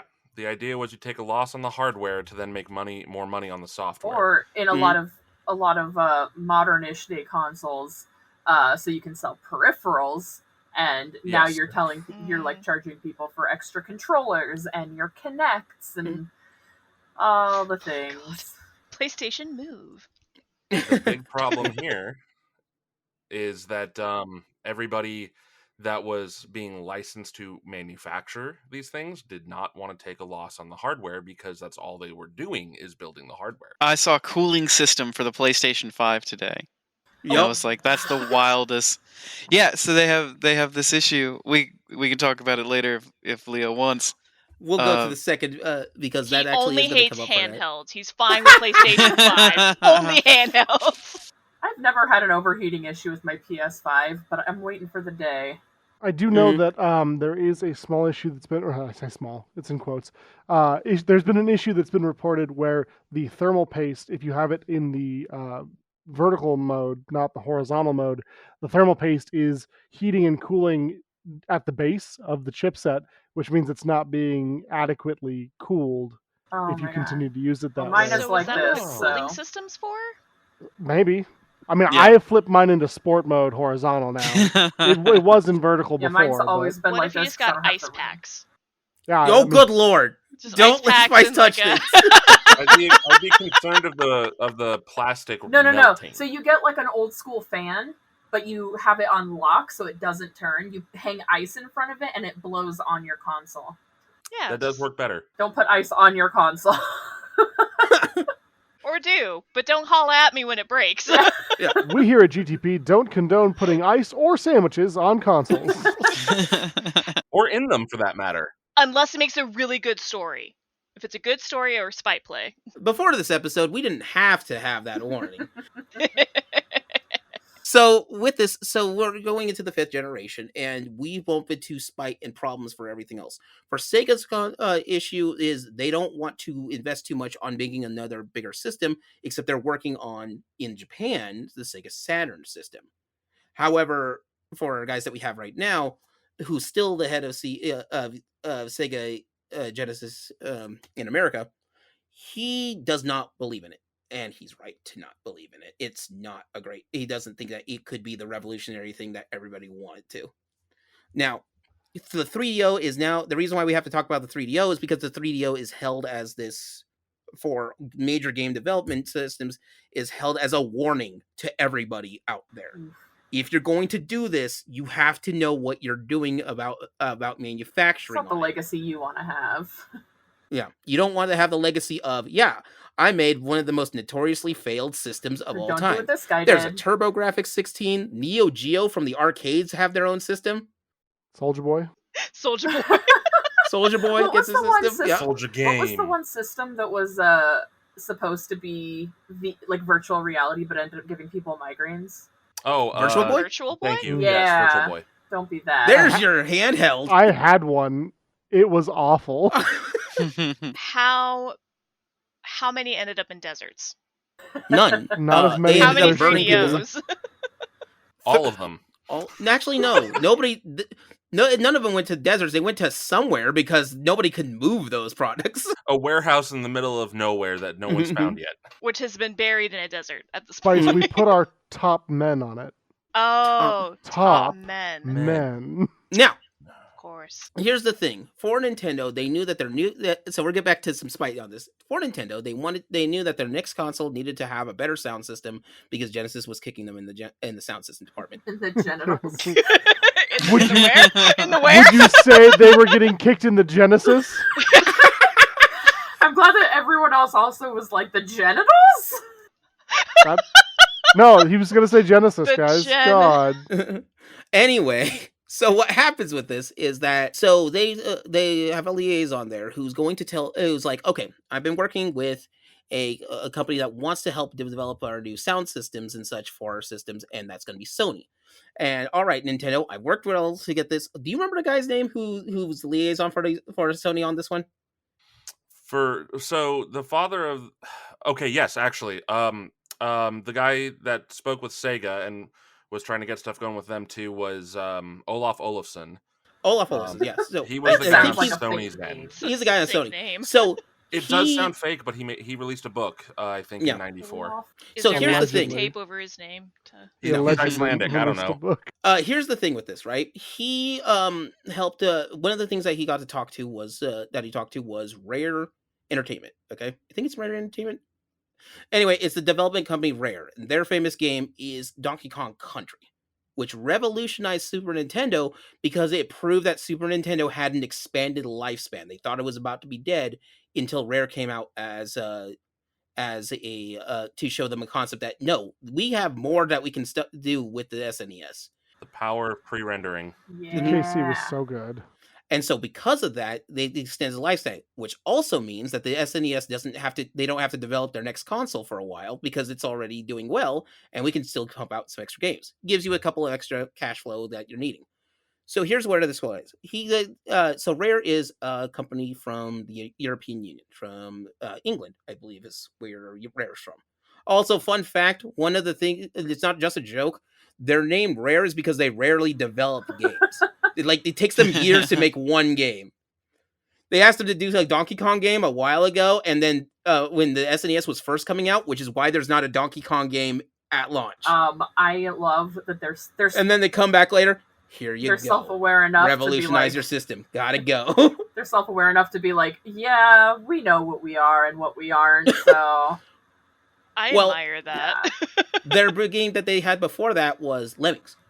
Lemmings. So they went from MS-DOS to You're thinking NES. Psygnosis, I think. Well, they call themselves Rare at that point when they get to DKC. Well, no, I think that's two different companies, though. Oh, Because Psygnosis was, they did Lemmings on PC. and right. Sony No, bought you're right. them. But anyway, Rare is the guys There who was developed something they DK, did and that they was are really also rare at making games. It's hilarious to me. Yes. However, so what happens is that this guy, Olaf, is running around the European Union because, and this is why, Dane, I needed to bring up the computers later, because what they're trying to do is integrate computer games into the next-gen hardware, because the hardwares are starting to be more compatible with each other. Before that, outside of a handful of games, it was hard to do.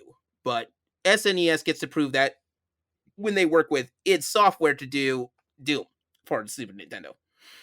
And so it is possible for them to do that, so they want to integrate more. So all these European computer companies are being hired to make different games for these game companies.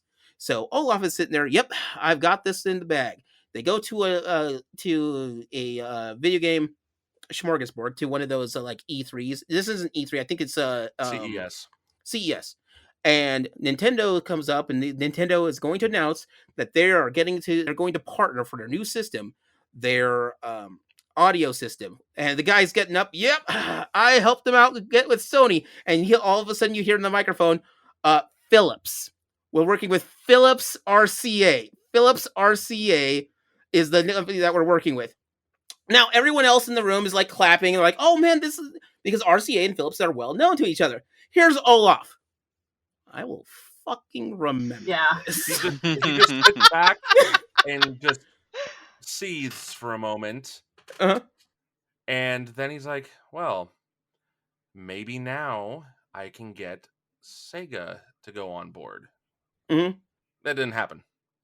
Because Ken Kutaragi then just is like, no. We can do this ourselves. Do you want all of it, or do you want to risk being betrayed again? Mm-hmm. Because Sony said, no, we want it all. So he leaves.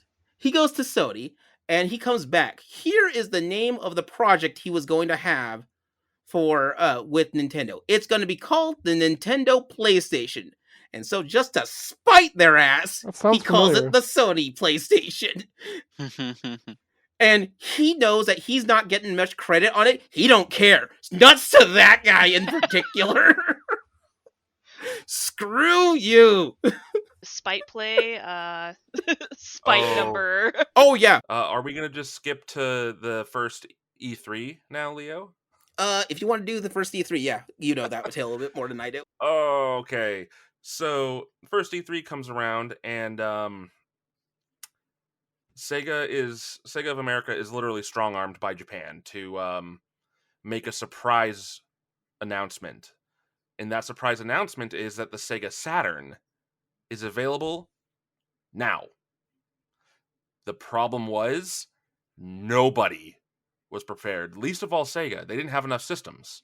So they ended up dropping the ball in a lot of respects. Only a handful of their agreed people actually showed up.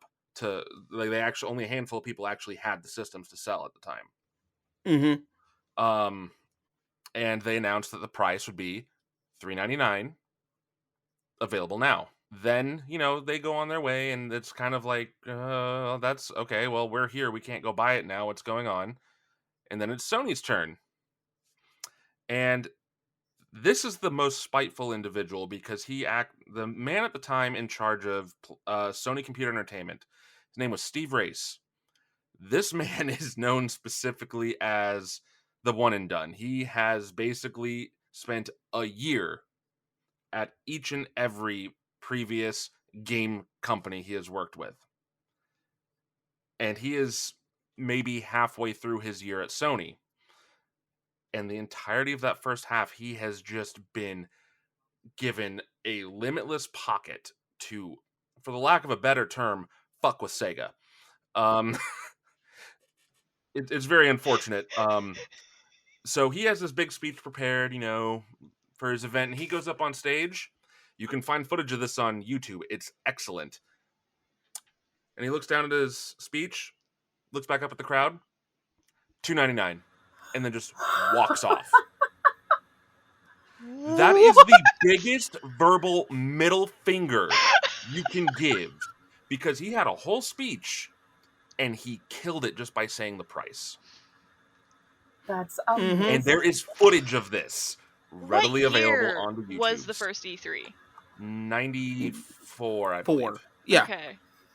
You need to bring back spite departments. Yes. I need a job where all I do is, hey, here's a company, you fuck with them, that's your job. That's your job. You, me, and Steve, let's do this. Can I be a part of the pithy one-liner group? I think that's where I will shine. Or it's We're gonna call like it STP, Spite Theater Presents. it's like when I think the Xbox One first came out and they didn't have like adapters for overseas or something, and they were it was not being able to lend games. And overnight, Sony came out with the thing where they were like, this is how you can loan a game to your friend. And one guy holds up a game, hands it to the other person takes it. I remember that. But they were like, one of their things was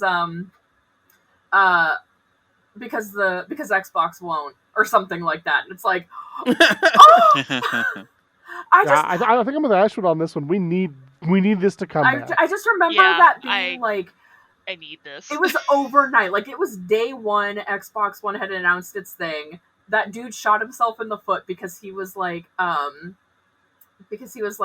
people were like, well, what about people who are overseas and they don't have like these types of connections and and the guy's like, they have a 360, don't they? So that dude got fired. And then the next day, Sony had that, this is how you borrow a game from your friend thing. And I was like, okay, this is a shit show for Microsoft. Which is Do you guys not have phones? I was just gonna bring that up, and it's the same energy as, do you guys not have phones? Oh, Diablo Mobile.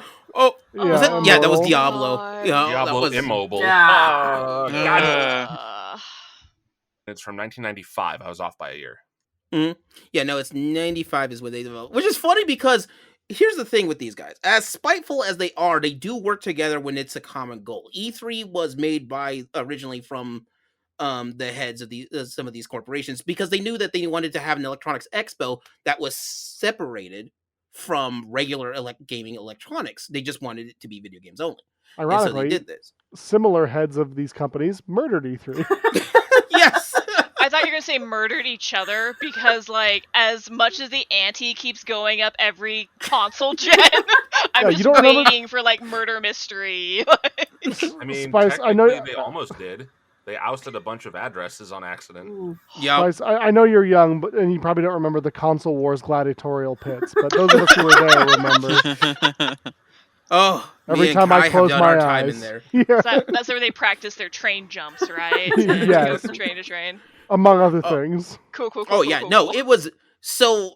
If you were to rate it, the NES was where one person dominated, but when you get to the fourth gen with the Sega Genesis, it's almost the Wild Wild West. You don't know what you're coming back with. It is super crazy for that, and this is a handful of the Spite stories that we have for that. There's other ones that are on there that have to deal with stuff that happened back there. GOG, I wish I could find this. GOG, a site for good old games, which is to get old titles to work for modern console stuff. You mean it's not Sometimes- just a place to play Gwen? No, but Oh. you can do that too. However, there sometimes it's peaceful when they worked with Blizzard to re-release Diablo 1. And Blizzard's like, you want to release Diablo 1? We don't want to work on it to up it for new stuff. Yeah, here, go for it. And that was it. There's stories of them having to go to like some Arab prince because the rights to that game flew over to like 6 other places, and they have to like ship a guy over there to try to hunt this game down to get the rights to Not do even this. joking. It's not even a great game, but it's I'm on not their even list. joking. Like, literally a prince randomly owned the rights. Mm-hmm. Why And aren't then- there making games about this? Yeah. Like, I was just about to say. yeah, like I would play all of these like Assassin's Creed style. It's just spite and like going to princes to get rights and jumping trains and what's behind the masking tape. Like, The new Prince of Persia looks wild. Documentaries or please, mockumentaries. Yeah. Ooh, someone Dean, get what's on that? this immediately. Mm-hmm. There's all kinds of like shows and movies about it now. Which But I we would want do. one game. I want a game developed about game rights getting collecting. But Tetris, the movie, the game. I want it on the CDI. Oh my god. Oh. Oh, No, you don't. Actually, No, that's you a don't. fun little spite move on that. So Philips did not help Nintendo at all. They bailed, but because they had that contract, Philips was allowed to use not one, but I think 3 of their big companies, because that's how you get that Philips CDI Legend of Zelda They had Oh my 5 God. game 5. That's what it license, was. and it was 5 games to utilize any Nintendo character. They Mhm. did 2 Mario games and 3 Zelda games. There were 2 Yeah. Mario All games? bad. Yes. Yes. Mario's Hotel was one of them. Dude. Is Lost in Time or whatever? I think there was a time one No, on the CDI. but I Lost could in be Time wrong. was for the SNES. That's also terrible. No, but they were like, okay, you're not going to use us. Philips is like, all right, I guess you're not going to use our sound stuff. However, I get to keep your biggest IP properties and do what I want. My puppets must dance on this one. Dance, I Yeah. say. Nintendo was so concerned about how this could be a leg in for Sony, having already worked with them before, that they neglected to pay close attention to their own contract with Philips, which gave Philips the ability to utilize Nintendo properties, even if it wasn't for the Nintendo PlayStation. Mm-hmm. And thus, So- Mario's Hotel was born. I'm looking Which is at the best of the a s- Mario of those games. there's a screen capture. I just looked it up in Google Images, and it's CDI Mario, and he's holding this bag, and it just says Bowser's Sourpuss Bread. And I have never had more questions Yo, and Mario feared more answer. Mario gets that bag, okay? Oh, it's a big bag. He gets It's that got like bag. a little weird Bowser face in the corner. Now, It's incredible. so here's where 5th generation, and this is, so Sega Saturn, that's a mess. PlayStation, full of hate and anger and spite. That's amazing. You know what Nintendo's comes out with? The 64. Arguably a really good system, But third parties stay away from it because you can have better memory and usage on a CD versus a cartridge, and Nintendo, hard pressed for this one, wanted to stick with cartridges. I do not know why, but they Piracy. did. Oh yes, because it was harder to pirate. It was way harder to pirate a cartridge than a CD, and that was where they were at. Is they were very concerned about piracy, and they knew that the technology was not there yet to fully protect games on CD That's why hardware. you on can burn disk-based PlayStation 1 and 2 games. Or PlayStation 1 hardware. games. And the worst case of this actually comes up with the Dreamcast, because I think everything but the revision 2 of the Dreamcast, which there's Rev 0, Rev 1, and Rev 2. Rev 0 and Rev 1, you can legit, except for like games that are too big, burn onto a CD and stick it in the machine. And it'll run. It was Grandia one of the 2, major... Grandia 2 is one of the ones that will not do it because it requires the larger space of the GD-ROM for the Dreamcast, which was 1.7 gigabytes. It is so crazy on that one. Now, back in this era, though, my family got to enjoy doing a PlayStation for it. But now you have 3 competitors on the field, not just 2. That's the other big thing that you have. PlayStation came in, kicked the door down, was like, "What up, bitch?" and ready to go. You won't see a 3 competitor thing like out of everything that we talked about up until now. You've always had 2, Sega and Nintendo, and in the back in 3rd gen, you had Nintendo and someone else, I guess. And even before that, there was Atari. As long as you don't F up the industry, you're good. Atari F's up the industry.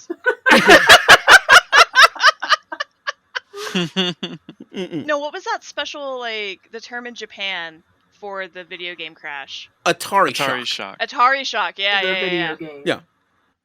I'd play it. It'd probably kill me by console, but I'd play it. So N64's biggest problem at this point, at least for us who are actually playing the games, not their massive corporate war, is that Nintendo 64 does not have a whole lot of third-party support. Like, tell me if you can remember an RPG for the N64. Quest Quest 64. Because that's about it. Yep. Does Glover count? No. Nope. See, I would think you would say the biggest problem for the N64 was the controller. There was a You'd mess think of that. the controller. Because I still have to monkey grip that thing in the weirdest way to get it to work. You all say that's about it, but you're forgetting Ogre Battle 64, which was a masterpiece. But that's a tactical game, I was not an gonna It's say RPG. still an RPG. I also said basically it, because I'm not counting Eladin Chronicle because that's a sequel Okay, to Quest 64. sure. Paper Mario I might consider as well. Paper Mario is an RPG for sure. Yeah, Paper Mario is. But was there a Paper Mario for 64? Yes, wasn't it Thousand Year The first Door? one. Yeah, okay, the first one is, yeah. That's what I was Thousand Year going Door to is ask. GameCube. Oh, GameCube Mega Man 64. that's not an RPG, Dane. It's absolutely an RPG. I don't know. I never. It's a port I of Mega Man literally never Legends. played it, so I don't know. Oh. I mean, Kai, Zelda's an you played action more RPG. Mega Man than I have. There's no Mega Man 64. Look, guys, this isn't a semantics thing here. We're not going to talk about is or isn't Zelda an RPG. You because got it's not. a bunch of nerds together, and you're saying it's not about semantics? Okay, you know what? Tiebreaker. Ashwood. Is it or is it not an RPG? Is Zelda an RPG? I don't think it is. Ash. You're playing the role of Link. Isn't everything an RPG if Ash. you get down to Yeah, it? But on by that note, definition, But then you're playing every the wrong- game's- planet is. It's an ARPG by genre. By genre, it's an adventure game. Okay. Action Okay. adventure I title. refuse your evidence. And, You refuse my evidence of what? all right, we're talking N64 RPGs. Pokemon Stadium. I would agree, except you don't technically level them up in the same regard. know You what's- pick from your You know selections. what's just a good Pokemon game on the N64? Pokemon Snap. Pokemon Snap. Hell yeah. It was so fun. Not an RPG, but yes, I I agree. did not say We can discuss RPG. this in a different podcast. All right, so that's a different No, story. take it over. Console Wars, let's go! Okay. Do it. Oh, It's clear Dane and I are on different sides Now of that it's argument. Let's friendship go. wars. I just want an image of Tomato Man and me squaring up. Do it. Console Oh, Wars 2024, and someone's gonna click into it and be like, "What were they even talking it's about?" gonna That be- has nothing to do with the Why are console. they Wars." Like agreeing? it was said, Console Wars becomes Friendship Wars. Yeah, I don't know, Was man. there We're both Gauntlet? still laughing pretty hard about it. I think we're still good. I think we are too. Let me know if I'm wrong. All right, so we This have is the- also. Yeah. This is the episode that launched 1,000 spin-offs. It's true. And 1,000 more spites. Yeah. Man, am I glad I took notes on this one earlier about When does Spice and Rose become Spite and Rose? Oh. Soon. We're Today. always a hair Soon. width away. Spice turns her chair around, tense her fingers. They know already. All Actually, according to so real Keikaku. quick, According. real quick, did anybody here actually own or play through the Sega Saturn? I did not own one, but I had a friend who owned one. Does a Walmart demo count? Not for this purpose. That's just a demo. Well, that's all I got. So back in the day, no. But my wife has always been a Sega fan, so we have since acquired all of them. In fact, we actually have 2 Sega Saturns, and I don't know why, because I put a Fenrir optical disc emulator in it, so I don't have to ever put a disc in it again. Yay. Air and a spare, Ooh. just in case. I recommend them. They're actually affordable and really, really good. Okay. But as you can tell, nobody on this team, except for Brandon, has actually owned a Sega Saturn. And Brandon owns the majority of them. I had a friend who had one. It kind of counts. He owns Brandon a has the majority. majority. Yeah, out of the whole world, he bought 2, which is the majority of all that have existed.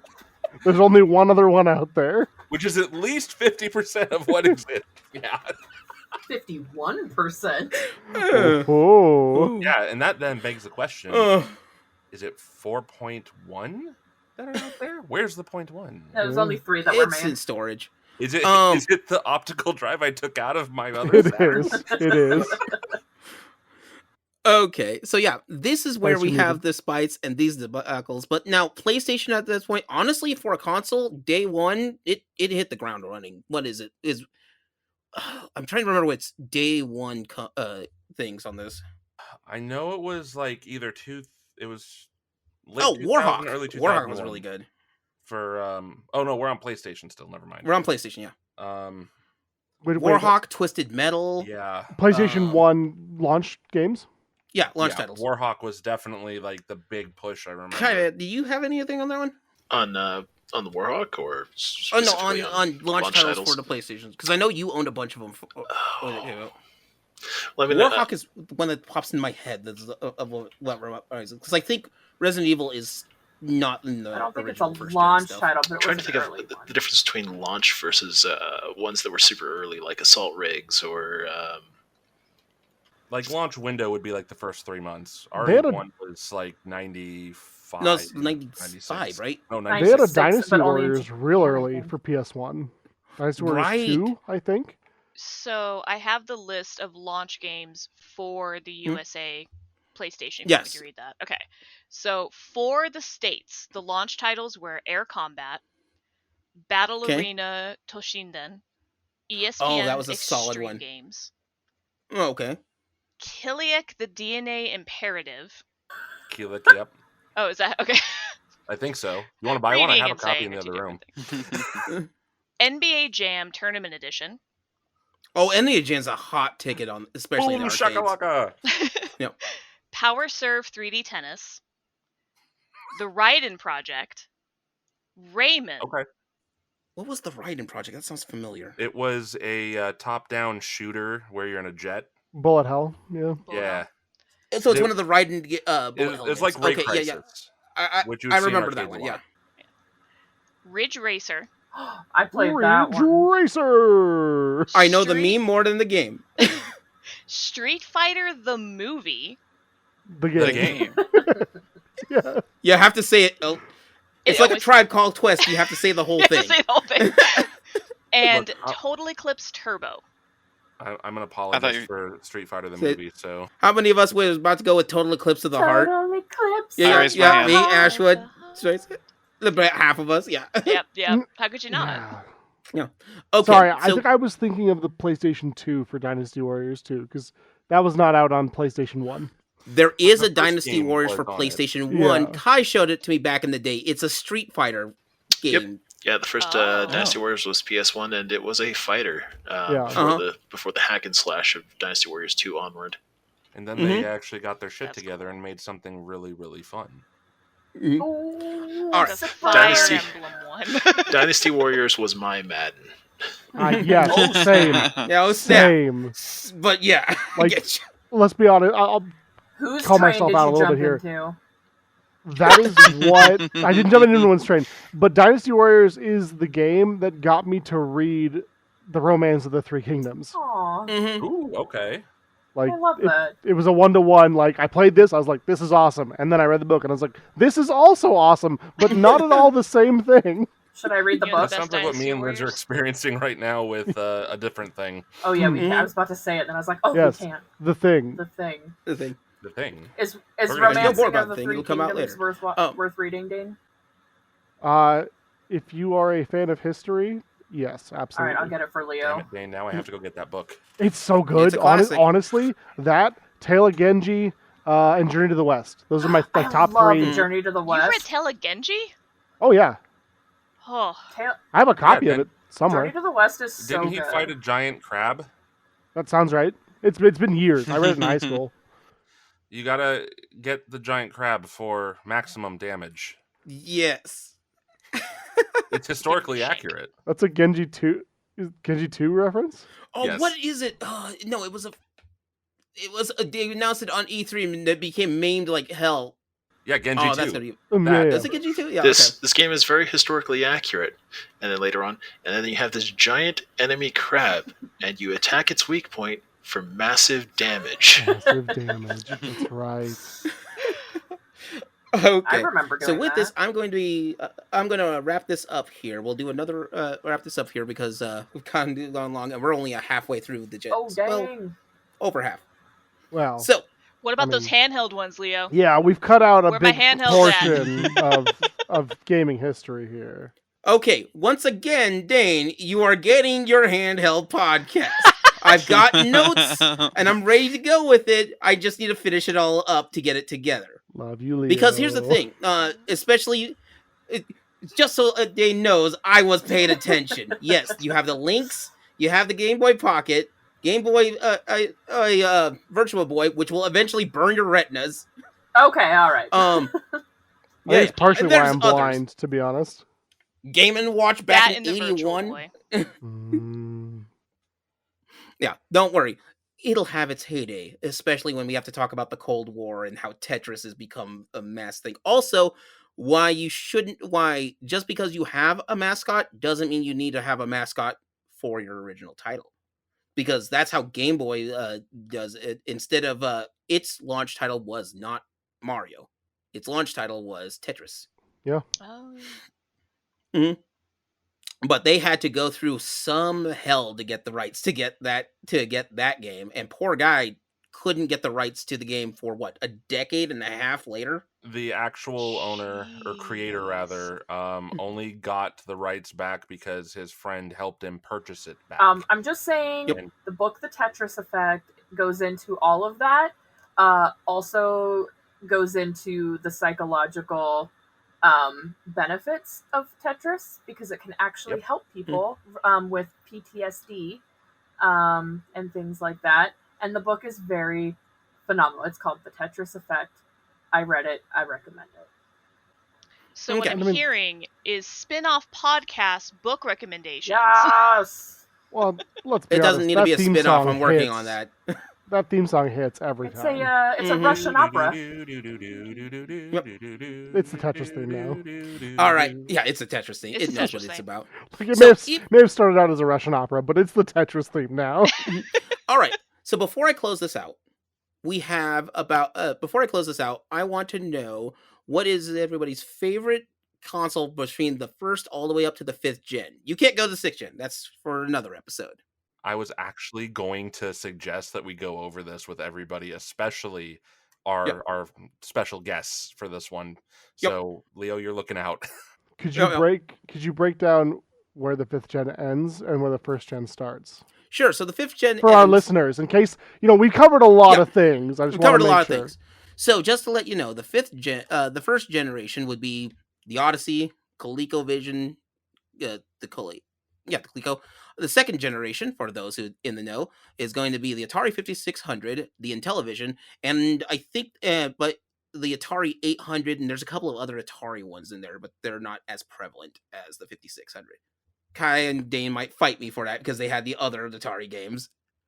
Then we also have the 3rd generations was the NES Master System. Somewhere around there, there's also the Sega Master System, and then other stuff. Seriously, at that point in time, there's something like... Did handhelds exist at the time? Leo, for the record, I've talked a lot of shit tonight. Yeah. But it's not been just me. So. No. And also, we all love you, Leo. Yes, very much so. Look, we all know that handhelds didn't exist until 2015 when the Vita came out. Why are you picking the worst Sony handheld to talk about? It had movies. I mean, so did the PSP. No, that's the PSP. Whatever. That's the PSP. And that was 2000. I didn't have one. And the PSP was smoking, except the PSP Go, but we don't need to talk about that in this podcast. No, we really don't. That's for the handheld episode. I will come armed with opinions. I hope I'll be there, or Leo will leave me off explicitly because I've raised such a stake. We'll see. If Dane's not there, you'll know why, listeners. I'm outside, face pressed to the window, like, no! Console Wars Part 3, Handhelds Escape. Yeah. Oh, Dane, don't worry. I remember. I've got a 3rd anime episode I need to do with you on there. Maybe you're not gonna be there for that one. Leo's got the power of podcast and anime on his side. Just swap out Dane for Ash, and we got it. I mean, he's give him on the anime ones. He's the better choice. Let's be honest. He's been an amazing guest. Yeah, very much so. Actually, everyone's been amazing, yes. Now, back to this, though. The 4th generation that we have is the classic one, the SNES and the Sega Genesis. And with your 5th generation, you have the Sega Saturn, the PlayStation, and the Nintendo 64. Also, for those on the record, the 5th generation, which is anywhere between the 32 to 64-bit, so kind of you get the TurboGrafx 16 and Sega Saturn, Sega CD, but they're all part of the Genesis. The so Atari Jaguar is the only thing that technically, outside of the 64, is a 64-bit machine, but they kind of cheated in order to do it. Yeah, they lied about it. Yeah, they took a different spec bit count and called it that. So, the heck? Are we 64? There is 64 bits. Yeah, like it. So the N64 has two 32-bit processors, but it never fully utilizes either. And that's why it's called the 64. And I believe the Jaguar is referring to not the processing power, but like the RAM capacity or something. Yeah, they're not talking about the processing power. They're totally doing some weird shenanigans to get that number. That's funny math. It's a funny math on that one, but that's because the Jaguar is underpowered. Which is funny you say that's funny math, because they actually used math as their marketing ploy. Because 64 bits is better than 32. Blah, blah, blah, blah, blah, blah. Yep, that's basically their marketing campaign. Lucky for them, I'm bad at math. But the 5th generation is for the 32-bit, 64-bit section, and they start back as early as the 1993, but they don't end in their manufacturing until 2006. So, if you were to pick just one of these consoles from here as your favorite, now I'm going to go, even though I love the Genesis, the SNES was true to my heart. And go ahead and give reasons too behind your choice, because I think everyone's rationale is going to be different. Yeah. The RPG selection is honestly the way it worked out for me, because that's where I fell in love with the RPG system, and that's what stick with me. And FF6, I've gone through more of FF6 before the FF7 did, and it is still FF7 is great. Don't get me wrong, it's great. Final Fantasy you 7? sold an entire generation of PlayStations on a cutscene. I heard that you hate Final Fantasy 7. I heard that too. Leo, I will have words in our Final Fantasy podcast. On that note, Dane, I will have words alongside you with Leo about this. Good. Once again, Leo, personally favored Final Fantasy VI. Even Not- he hangs up from the call as to avoid the berating from myself and Dane. Is that Local podcaster Geek Scorpio hates Final Fantasy VII. Is that this the kind of man you want to listen to? On the other hand, now that people get off my butt about about handhelds. He Never. also hates handheld consoles. We will Because- do the episode and still. Because Still. it never had Final Fantasy VI, which is Yes. his favorite game. He especially hates PSP with Final Fantasy VII. I have the Final Fantasy VII PSP. Leo, them fighting words. Let's go. This ad brought to you by the Council to Stop Leo at all costs. Paid for in part by Tomato Man and DandDaine. I'll pitch into that fund. Yeah, let's do it. We're just running Leo's over attack here ads dying on our in own his chair. on our own people now. Look, I gotta appreciate you wanted to run attack ads on people you know. You don't want to go to Yo, strangers. I'm not gonna mean- stab you in the back. I'm gonna do it from the front. That just feels better to me. When you started And judging this by the venture- laughter to the sides. Yeah, that too. Look, you're supposed to keep your friends close and your enemies even closer, but why not both? Yeah. Yeah. Yeah. Oh, I'm a friend of me. Your Well, friends if I'm will make using a the Buster good Sword, I popcorn can as hit they him from a watch. ways away, so it's fine. Well, I'm gonna have the Masamune.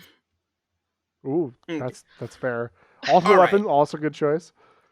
Brandon, you go next before I get heel hauled by the end of this. Guys, when do we have the roast of Geek Scorpio planned? Anyone remember? Mutiny? Is this Mutiny yet? I don't know. Sounded think it like just- March 11th. I think it just happened. Oh, okay. Yeah, I think we're there. You spread it out. It's like a good meal. You don't want it all at once. You want to spread it out for a bit. Gotcha. So a little it's mutiny. kind of it's kind of neat that Leo picks me next because for a very similar reason, I picked the PlayStation as my favorite. I think in hindsight, because I haven't really thought much on it until fairly recently on what my favorite actual older console is. And I think it comes down to being actually the PlayStation 1, not just because it was the first console that was actually mine necessarily, but because I got a lot of the best of the Super Nintendo as ports as well. So I got amazing original titles from and RPGs, for example, like Final Fantasy VII, Xenogears, and so on and so on. But then I also got to experience the Super Nintendo classics that were out there, like Final Fantasy VI and Chrono Trigger, which I have that anthology collection in the other room because I have a problem and that's not enough space for my games.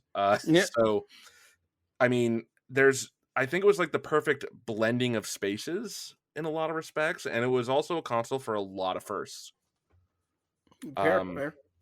On that, I'm going to pass it over to Ashwood. Yeah. I would have to say the Super Nintendo. It's what I grew up on playing with my dad, and I have so many fond memories of it. It's video games. They bring us together. You're here. Nostalgia is a powerful drug. Oh yeah. Ashwood, who do you want to pass it to? Let's go Spice.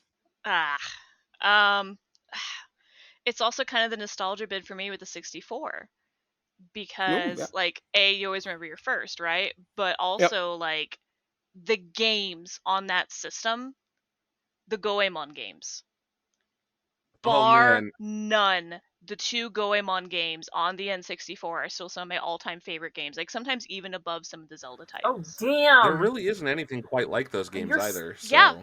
And I know I'm taking hot takes right now. Well, I mean, like Goemon, I don't You're know. pretty slutty for Zelda, so I am. I have the Master Sword right next to me on my wall. Like, hell yeah. Hold on, let me go get my Buster Sword from the other room. That's I fine. got, See, I got as one much too.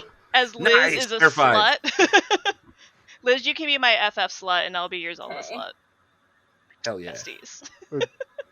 Podcasters who slut together stay together. Stay together. I think that's the old saying, right? Uh-huh, Yeah. yeah. Well, All that's a right, weird Spice, who do you want to fucking pass the buck to on this one? Hey, Liz. Hey. how's it going? So I am kind of torn between two for different reasons. So the Super Nintendo for the JRPGs, and Bomberman. The best version of Bomberman is on the Super Nintendo. Next best version is on the DS. And then I honestly, the PlayStation 2 for the horror games, because I feel like we have gotten some of the best horror games on the PlayStation 2. Hold that one thought. Yeah, But that's on It PlayStation 2. is. Yeah. We That's on haven't the gotten next there yet. episode. Oh god. Well, That's okay, sorry next for this time. episode. Spoilers. Just, Super Seriously. Nintendo. Okay, fair enough. Yeah. That's a clear I winner get then. The clear winner. That's 6th generation. We'll start that next time we get back into the subject. And then we'll once I get stay everybody there for a together. whole episode, and then maybe we'll get to. Oh, this is the Final Fantasy FF7 scenario all over again. Leo, why'd you say that? You just opened a can of We worms. talk about Final Fantasy. you'll Somebody say get there. Final Fantasy VII? All right, Zombie Hand, your pick. Kai or Kai. DandDaine? All right. It is hard to choose because there's so many good things. NES brought me, Mega Man into my life. Guardian Legend, Sega Genesis brought me Phantasy Star 4 and Shining Force and Sonic. Super Nintendo for Super Metroid and Chrono Trigger. Chrono Trigger. I ultimately have to give it to the PlayStation. Final Fantasy VII. Yes, Leo, Final Fantasy VII. I see that look on your face.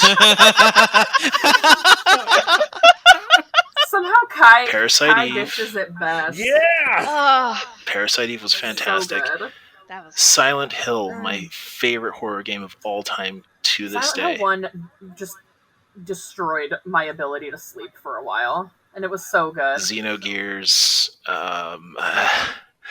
I played so many games on the PlayStation, so for this one I have to choose PlayStation. Nice choice. That leaves it with you, Dane. I'm gonna milquetoast fence sit the hell out of this question, as is my I way. like them all for but- different reasons. It is the hardest thing in the world for me. So Nintendo super good, Genesis super good, Super Nintendo super good. But where it breaks down for me, where it's hard for me, is the PlayStation 1 and the N64 split. Because you're asking me to choose between Ocarina of Time and Final Fantasy VII. Yeah. If That's you an put easy pick. if you put a Barrett gun to my head, I would have to choose the PlayStation. However, Ocarina of Time was fundamental to my enjoyment of games in the same vein that Final Fantasy VII was. So it's a very hard choice for me. Not to go too deep into it, my folks weren't together around the time that these systems were, and one house, they were kind of competing. It was terrible. But one house had a 64 and one house had a PlayStation. And so, like, I have fond memories of both of these systems because they were what I did when I was at this house or that house. Yeah. So which so one it's- had the 64? My ma. Oh, so your dad was right then. Oh, yeah. Wow. Oh. I couldn't help it. I'm sorry. He would love to hear that. I'm sorry you set that up perfectly. Oh no, absolutely no. It was a long time ago. I'm doing all right, guys. I'm okay here. He's fine. Yeah. Don't It's fine, worry. it's fine. Dane's doing fine emotionally because he's taking it out on Leo. Yeah. That's naturally. Well, yeah, that's true. How's that different but from any even- other day, though? But yeah, no. So like that's a hard choice, right? Because they're both those games are such massive successes in my mind, and like they paved the way for the type of games that I would eventually enjoy playing. I've been playing games for a while at that point, but like when I think of like games that made my child mouth drop, it's those two. Oh, fair enough. And we all have some of those in our backlog, of which ones are just fundamentally just seems like a life-changing. Even if the game itself is not a good game, doesn't matter to you or to me. Yeah. That game, chef's kiss, could do no wrong. I understand the flaws in this. It's like a good B movie. I know where it's all wrong.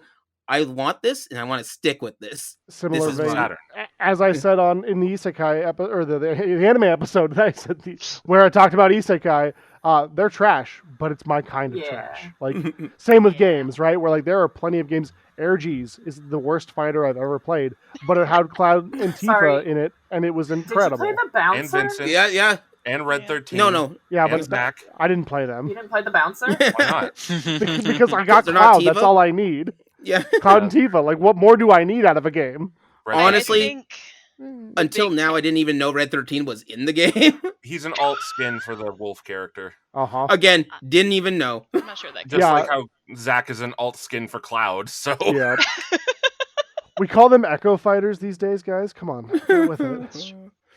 I think the big lesson here overall is that in this discussion, those gens were just so solid. Yeah. And really, the constant spite play just made better games libraries for everyone. So, like, we benefited from spite, is basically the tagline I'm boiling it down All to. we did was win. So Yeah. better with fight. They're GTP, solid. we benefited from spite. I would I wear that did shirt. because I got to talk about it here. It True. all works out. That's true. All right. With those final thoughts being said, our next episode will be available on April 5th. But don't worry, by the time we get to part 2 of this will be the official season finale for season 2.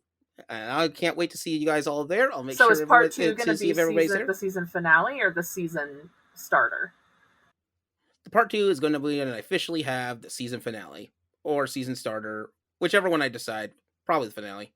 Finale makes sense to me. Did we decide? Finale makes sense to finalize this. I know it was Now- brought up in season 3 that we were all going to grow mustaches. Is that still what we're doing, or Wait, but is Possibly. part 2 of this going to be the season finale of season 2? Yeah. Okay. Yes. Sorry. I just thought I felt like the answers I got didn't make sense, but who knows? you ruined my will joke, paint you- Liz? God. I will give you a diagram. Can I? Yeah, Can could I you? get? Of the Ven variety. I would like. I think the power. real season 2 finale is the final roast of Leo. No. Not We've got final. material to keep going. Yeah, there's plenty more. Final for the season roast of This is Leo. going to be like that the parody movies in Tropic Thunder called Scorcher. Yeah. I think they got to number 6 or something. Yep. All right. That being said, our next episode will be out on April 5th. And when we get to the next part of this one, which will not be released on April 5th, but when we get to the second part of this, it's going to be starting with the most sold console of all time, PlayStation 2.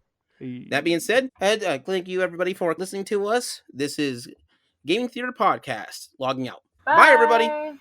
Bye.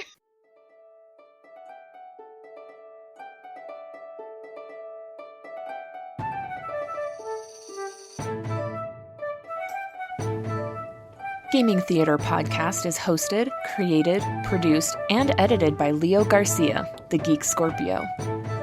Our music is A Drinking Game. Stock media provided by Stormwave Audio /Pond5. Our cover art is by Adam Parker. You can find him at ParkerGFX on Twitter. If you want to send us some money to help with these episodes, you can do so at patreon.com/gamingtheaterpresents. Want to send support that doesn't hit your wallet? Please leave a review with wherever you hear your podcasts and share our podcast with your friends. It really helps out. Thank you for listening.